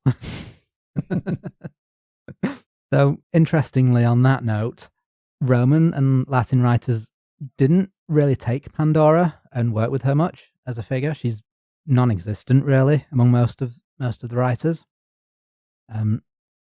She's absent from works by Ovid, by Virgil, by Horace, Lucan, Cicero, or Seneca. For the sake of being thorough, and in case any listeners have read this version, I will say there was a 16th century rewrite of Ovid's Metamorphoses, by the French poet Isaac de Benserade, in which he inserted Pandora as one of many changes to the original text. It was a more light-hearted take intended for children.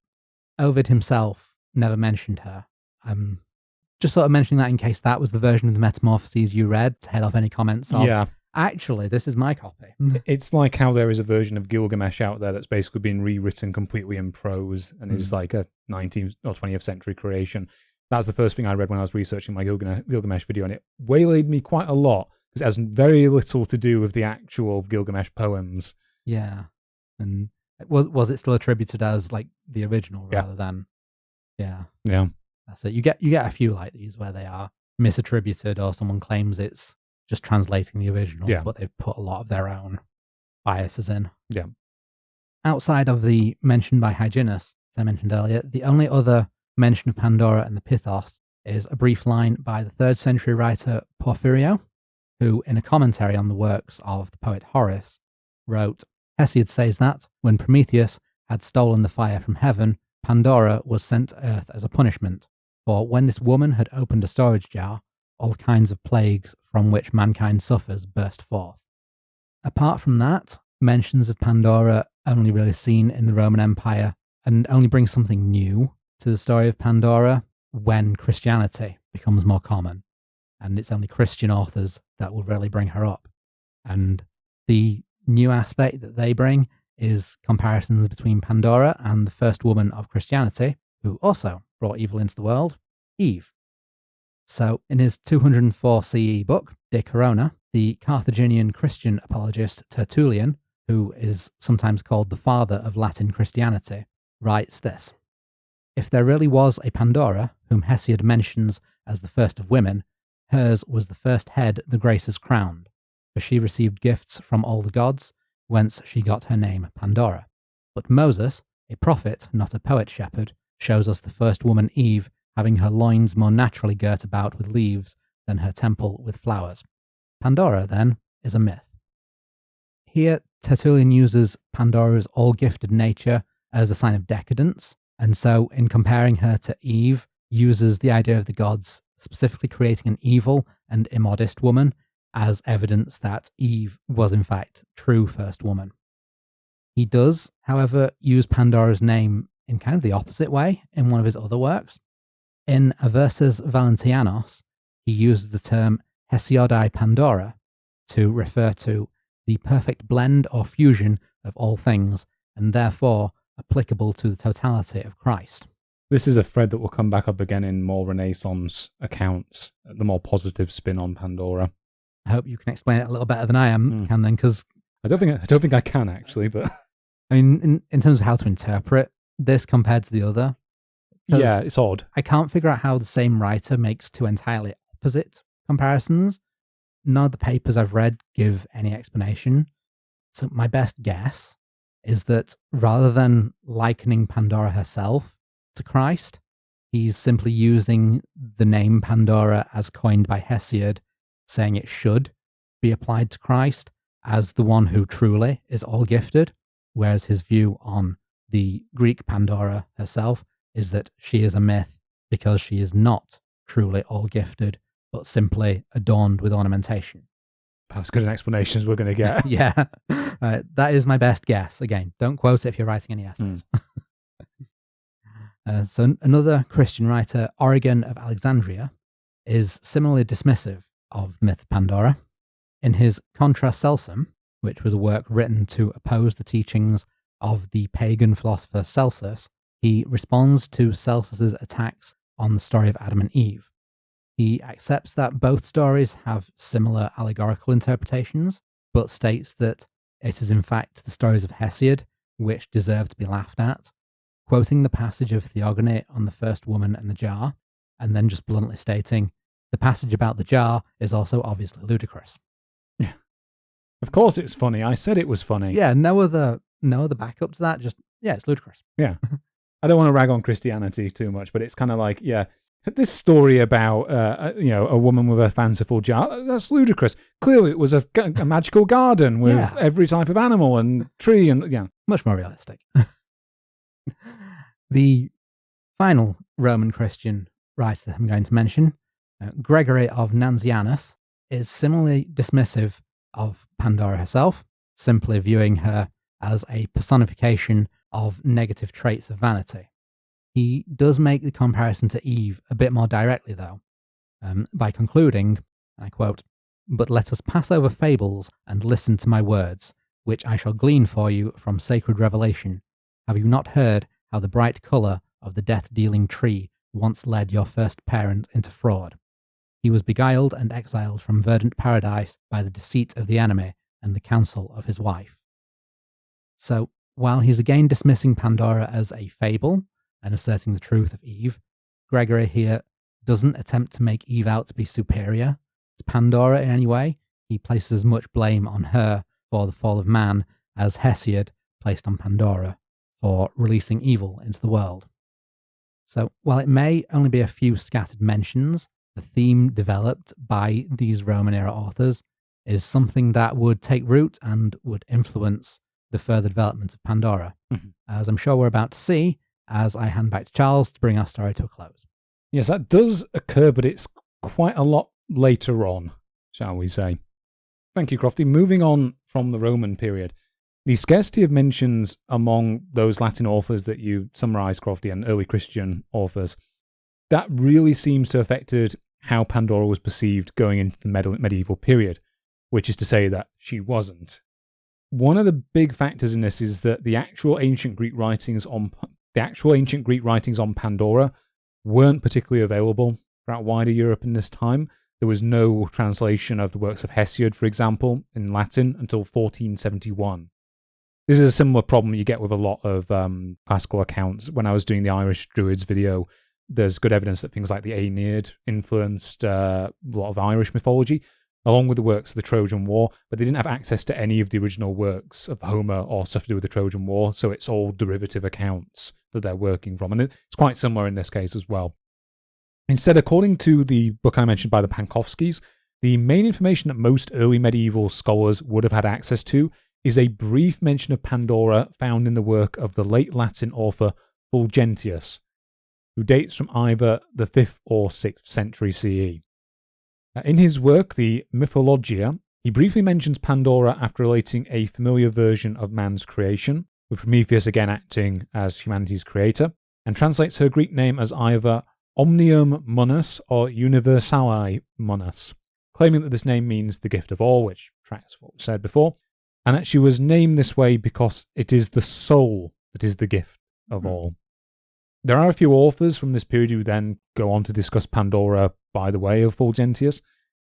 They don't really add anything to how the myth was interpreted beyond disagreeing about what her name actually was, so I've not gone into them in any great detail. They basically add nothing. The one interesting example I did find was the author Boccaccio, who repeatedly refers to her in his work in a way that makes it look like she was variably either a man or a woman.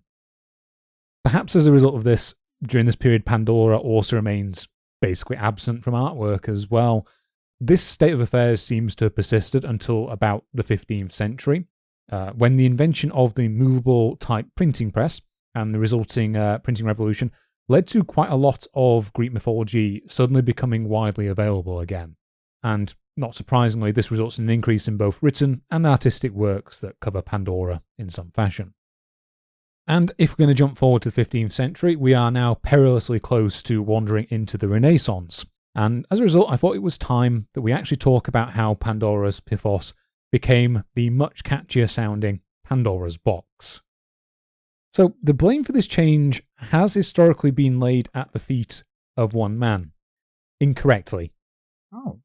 In her 1900 work, simply titled Pandora's Box, the influential linguist Jane E. Harrison is the first person to note this change, first scholar that we know of to have noted this change, and she ascribed it to the work of the 15th and 16th century Italian scholar and poet Lelio Gregorio Giraldi.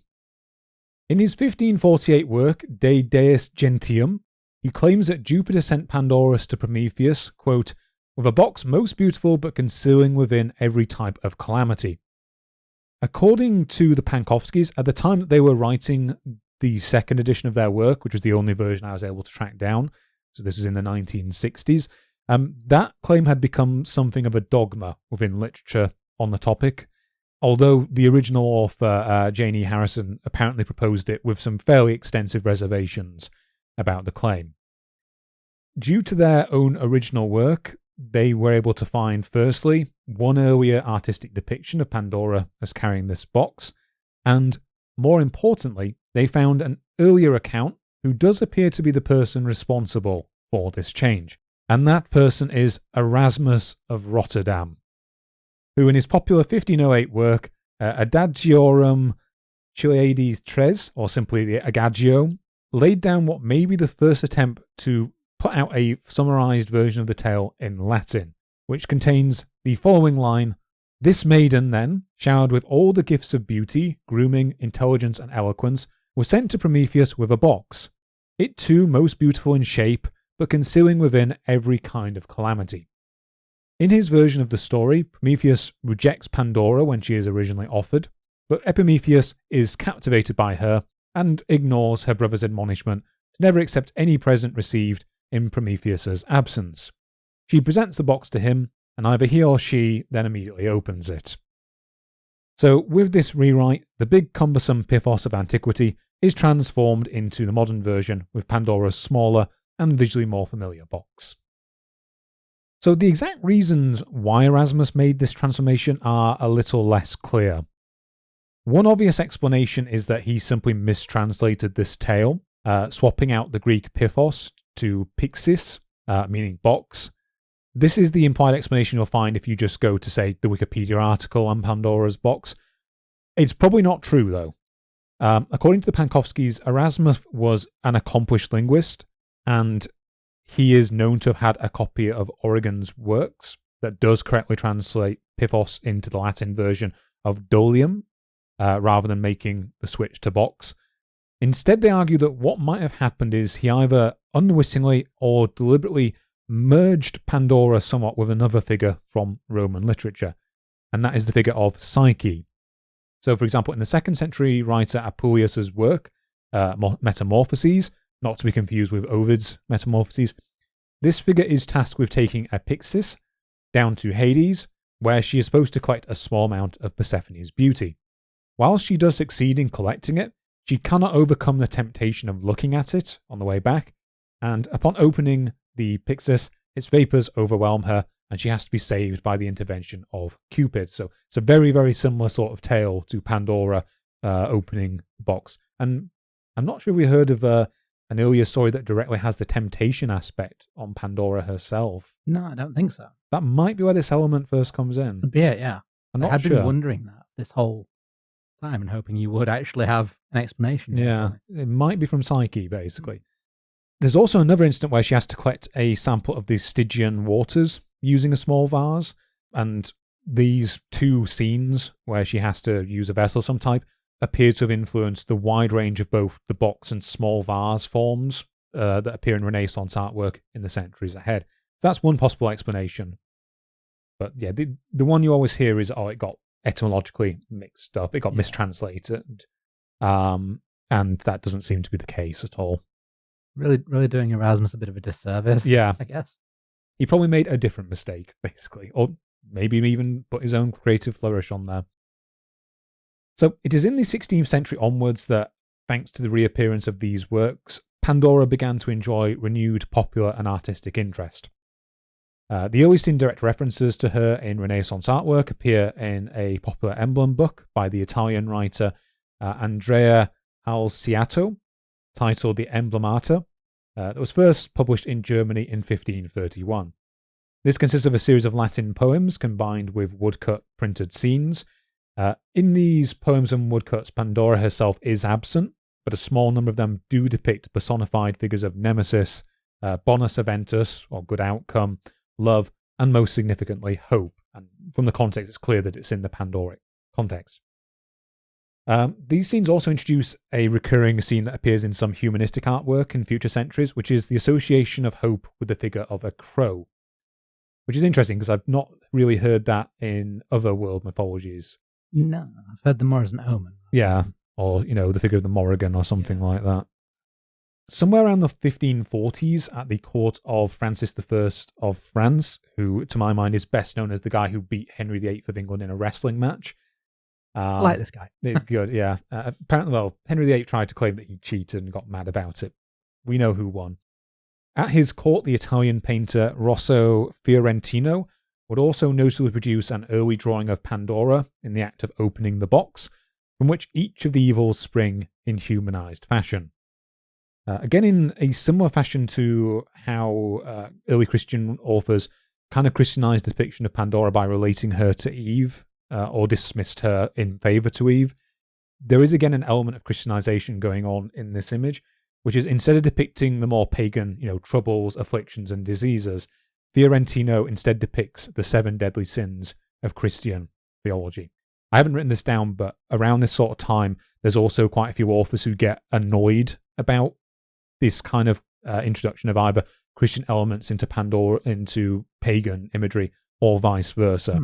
Because, it's paganism. Why are you introducing that into my Christianity? According to the Panofskys, this is actually also one of only a very small number of artistic depictions where Pandora actually opens the box itself. And often it is usually seen to be another male figure, such as Epimetheus, or simply mankind as a whole, who is seen to do the opening. I think in quite a few depictions in this period, Epimetheus is also depicted as tiny and diminutive, just to make him even more of a hapless figure of fun, or dim-witted. Was this the origin of the Virgin Chad meme? Possibly. Virgin Epimetheus, yeah. Chad Prometheus. Yeah, Chad Prometheus, yeah. It does fit, unfortunately. Yeah. It is in France that Pandora also really takes off in a way that is not seen in Italy or Germany at the time, despite there being occasionally images produced by poets and painters from those areas. Here, the ancient Greek classics became particularly popular, so Francis I sponsored a lot of improved translations of their text over the first ones that were done, and Pandora soon began to appear in a number of popular poems from around the time. What's a more interesting thing which I've gone into is the French monarchy also went real ham on co-opting the style of ancient Greece and Rome during this time. So every time that the French monarch would make a ceremonial entrance into major cities from his kingdom, these entrances really start to take on elements of a Roman-style triumph.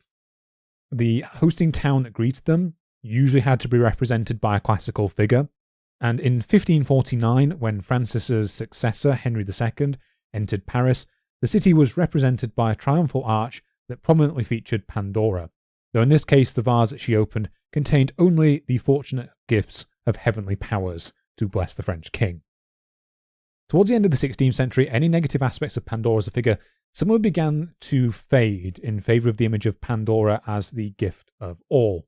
I don't have an explanation as to why this took place, it just simply did take place.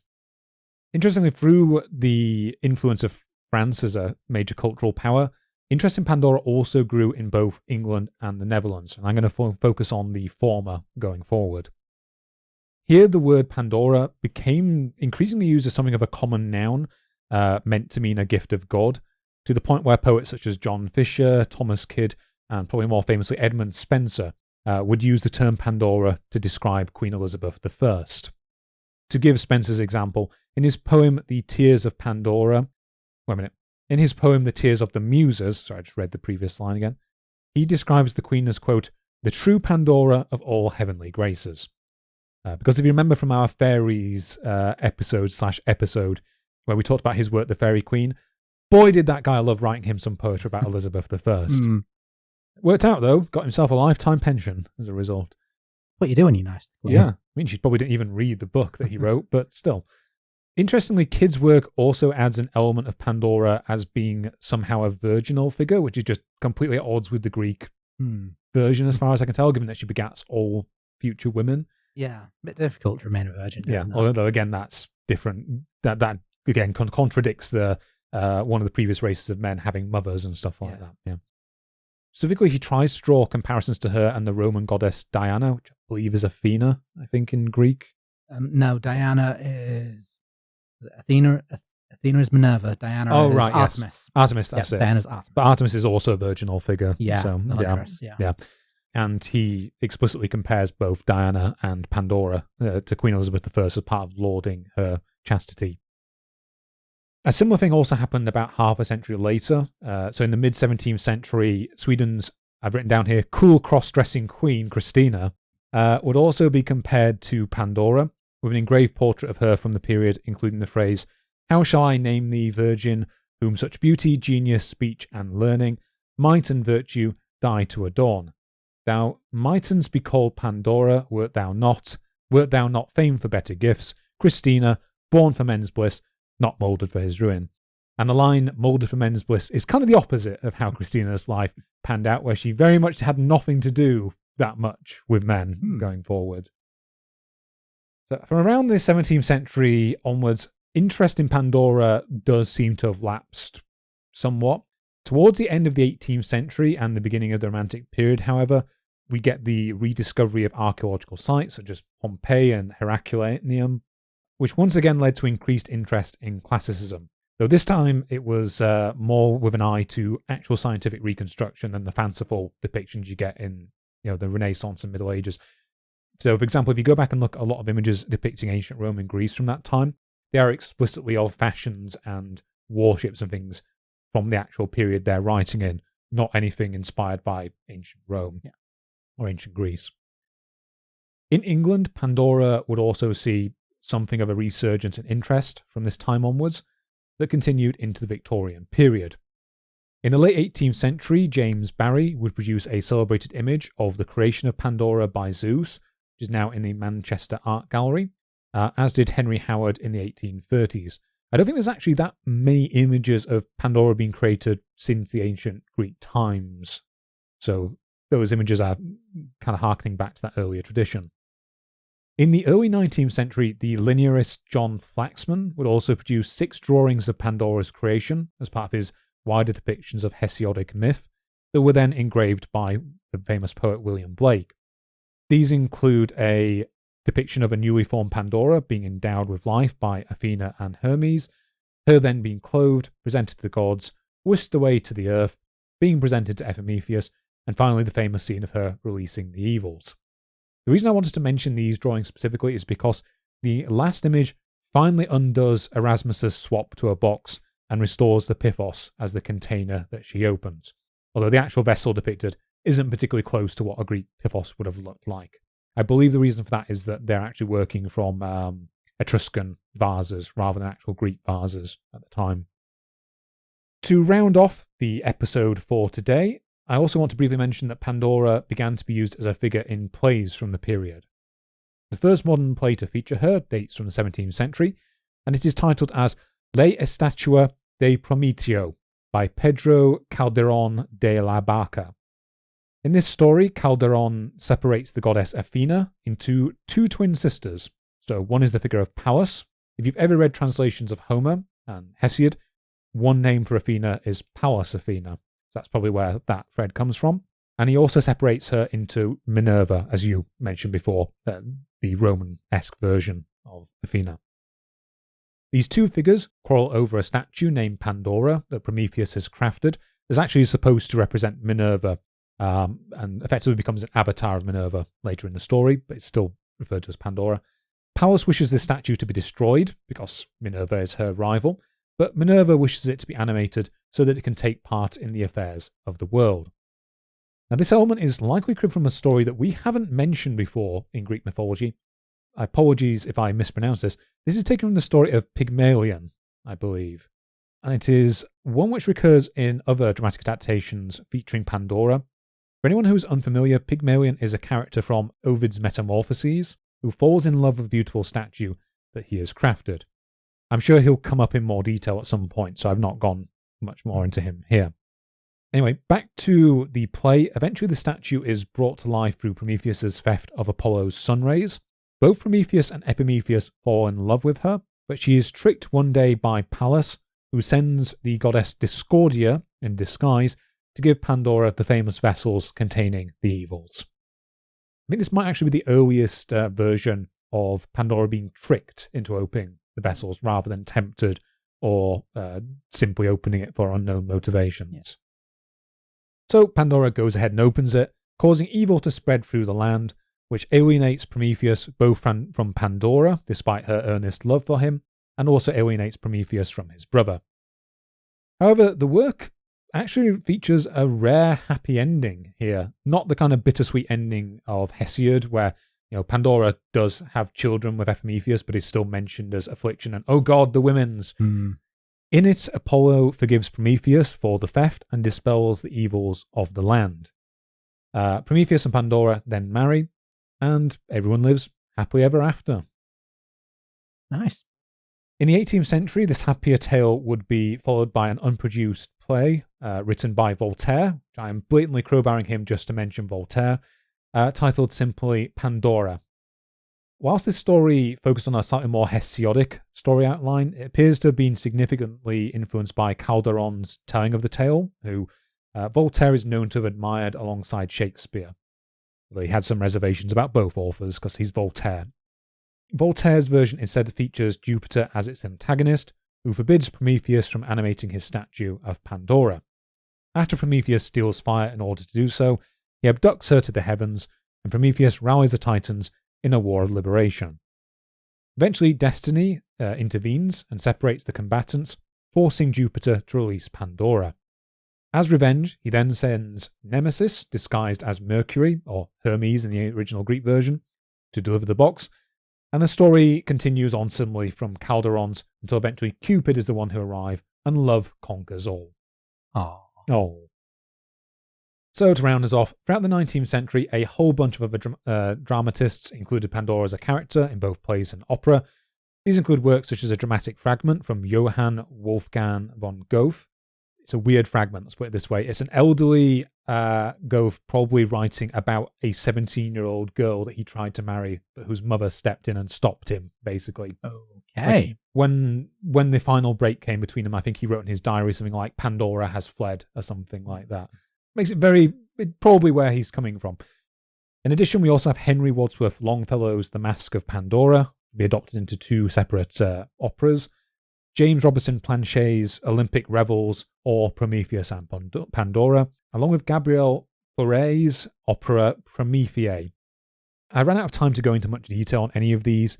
However, I think we've hit a nice stopping point here regardless, as we've now seen the Pythos restored to the tale, and Pandora has gone full circle from being described as an affliction, the cause of all men's suffering, to becoming a more sympathetic figure that ultimately gets her happy ending. And by God, did it take her a while to earn it. Yeah, it really did. Thank you, Charles. That does very much reconcile the version of Pandora that I grew up with. Because I was taught a lot of Greek myth in school, and then I go back to the original myths, and I'm like, yeah, this was not how I was taught it. So you've actually reconciled where we get to this version of, she opened it by temptation. Yeah. As opposed to the original. Oh, trickery, yeah. You might also, I think some of the more children's versions were influenced by the writer Nathaniel Howe's version as well, which is also for children. So there may be some DNA coming in from that, but I haven't had time to go into that today. Yeah, so that was Pandora. Brilliant. We're done. All sorted. So thank you folks for listening through that. Pandora, her actual appearances in Greek mythology aren't that complicated, but I think there's plenty to her character over time and how other people have reinterpreted her. Like Medusa, one of those where we don't have much written to go on from the classical sources, but then when you look into art and look into how she's reinterpreted over time, there is a lot there to go into and a lot to think about. Excellent. Well, I think when we cut that down, that'll be like a 2-hour episode. So I should probably mention something in that regard, which is we've had a lot of fun on this series, haven't we, Crofty? Yes, we have. Yeah, we wondering where this is going. Am I fired? Yeah. Well, we've had a couple of, I would say, shorter or reasonable length episodes by our standards in recent times. We've had, this will probably be about 2 hours, 2 and a bit hours for Amaterasu, and about an hour and a bit for the Flying Dutchman episode that I did. Those good times are now rapidly coming to an end. A new challenger has arisen on the horizon, and the era of a 6-hour podcast on Bigfoot rears its head once more. So I've got work to do. Yeah. So with that said, Crofty, do you want to give a hint of some regard as to what Patreons decided to vote as our next major topic. I actually have nothing for the hint, so I'm going to keep it as a secret under a lock. Oh, it's very hard to not just outright say what the thing is in all its scaly glory. So, folks, hopefully we're going to have a good couple of months going off and researching this topic. You're going to get something long. It could be longer than Bigfoot, going by the sources that I've looked at. And I'm sorry, Crofty. Yeah, if I don't make it to the next episode, the researchers killed me. Yeah, I mean, and then if I have to do a 6-episode podcast, if I have to do a 6-hour podcast by myself, that's probably going to kill me as well. That's going to be a great Pray for us. Great thing to do. But thank you all for listening, folks. I think we've rambled on perfectly longly. I think we've rambled on perfectly long enough to the point where I am now rambling about the word rambling and mispronouncing it in Rambling the process. longly. Yeah. It's quite a bigly topic. Yeah, rambling bigly. Yeah. Right, folks. Thank you all for listening. I think that's the 4th time I've said that now. And we'll see you next time. Yeah, and we'll see you next time. Thank you for putting an end to that.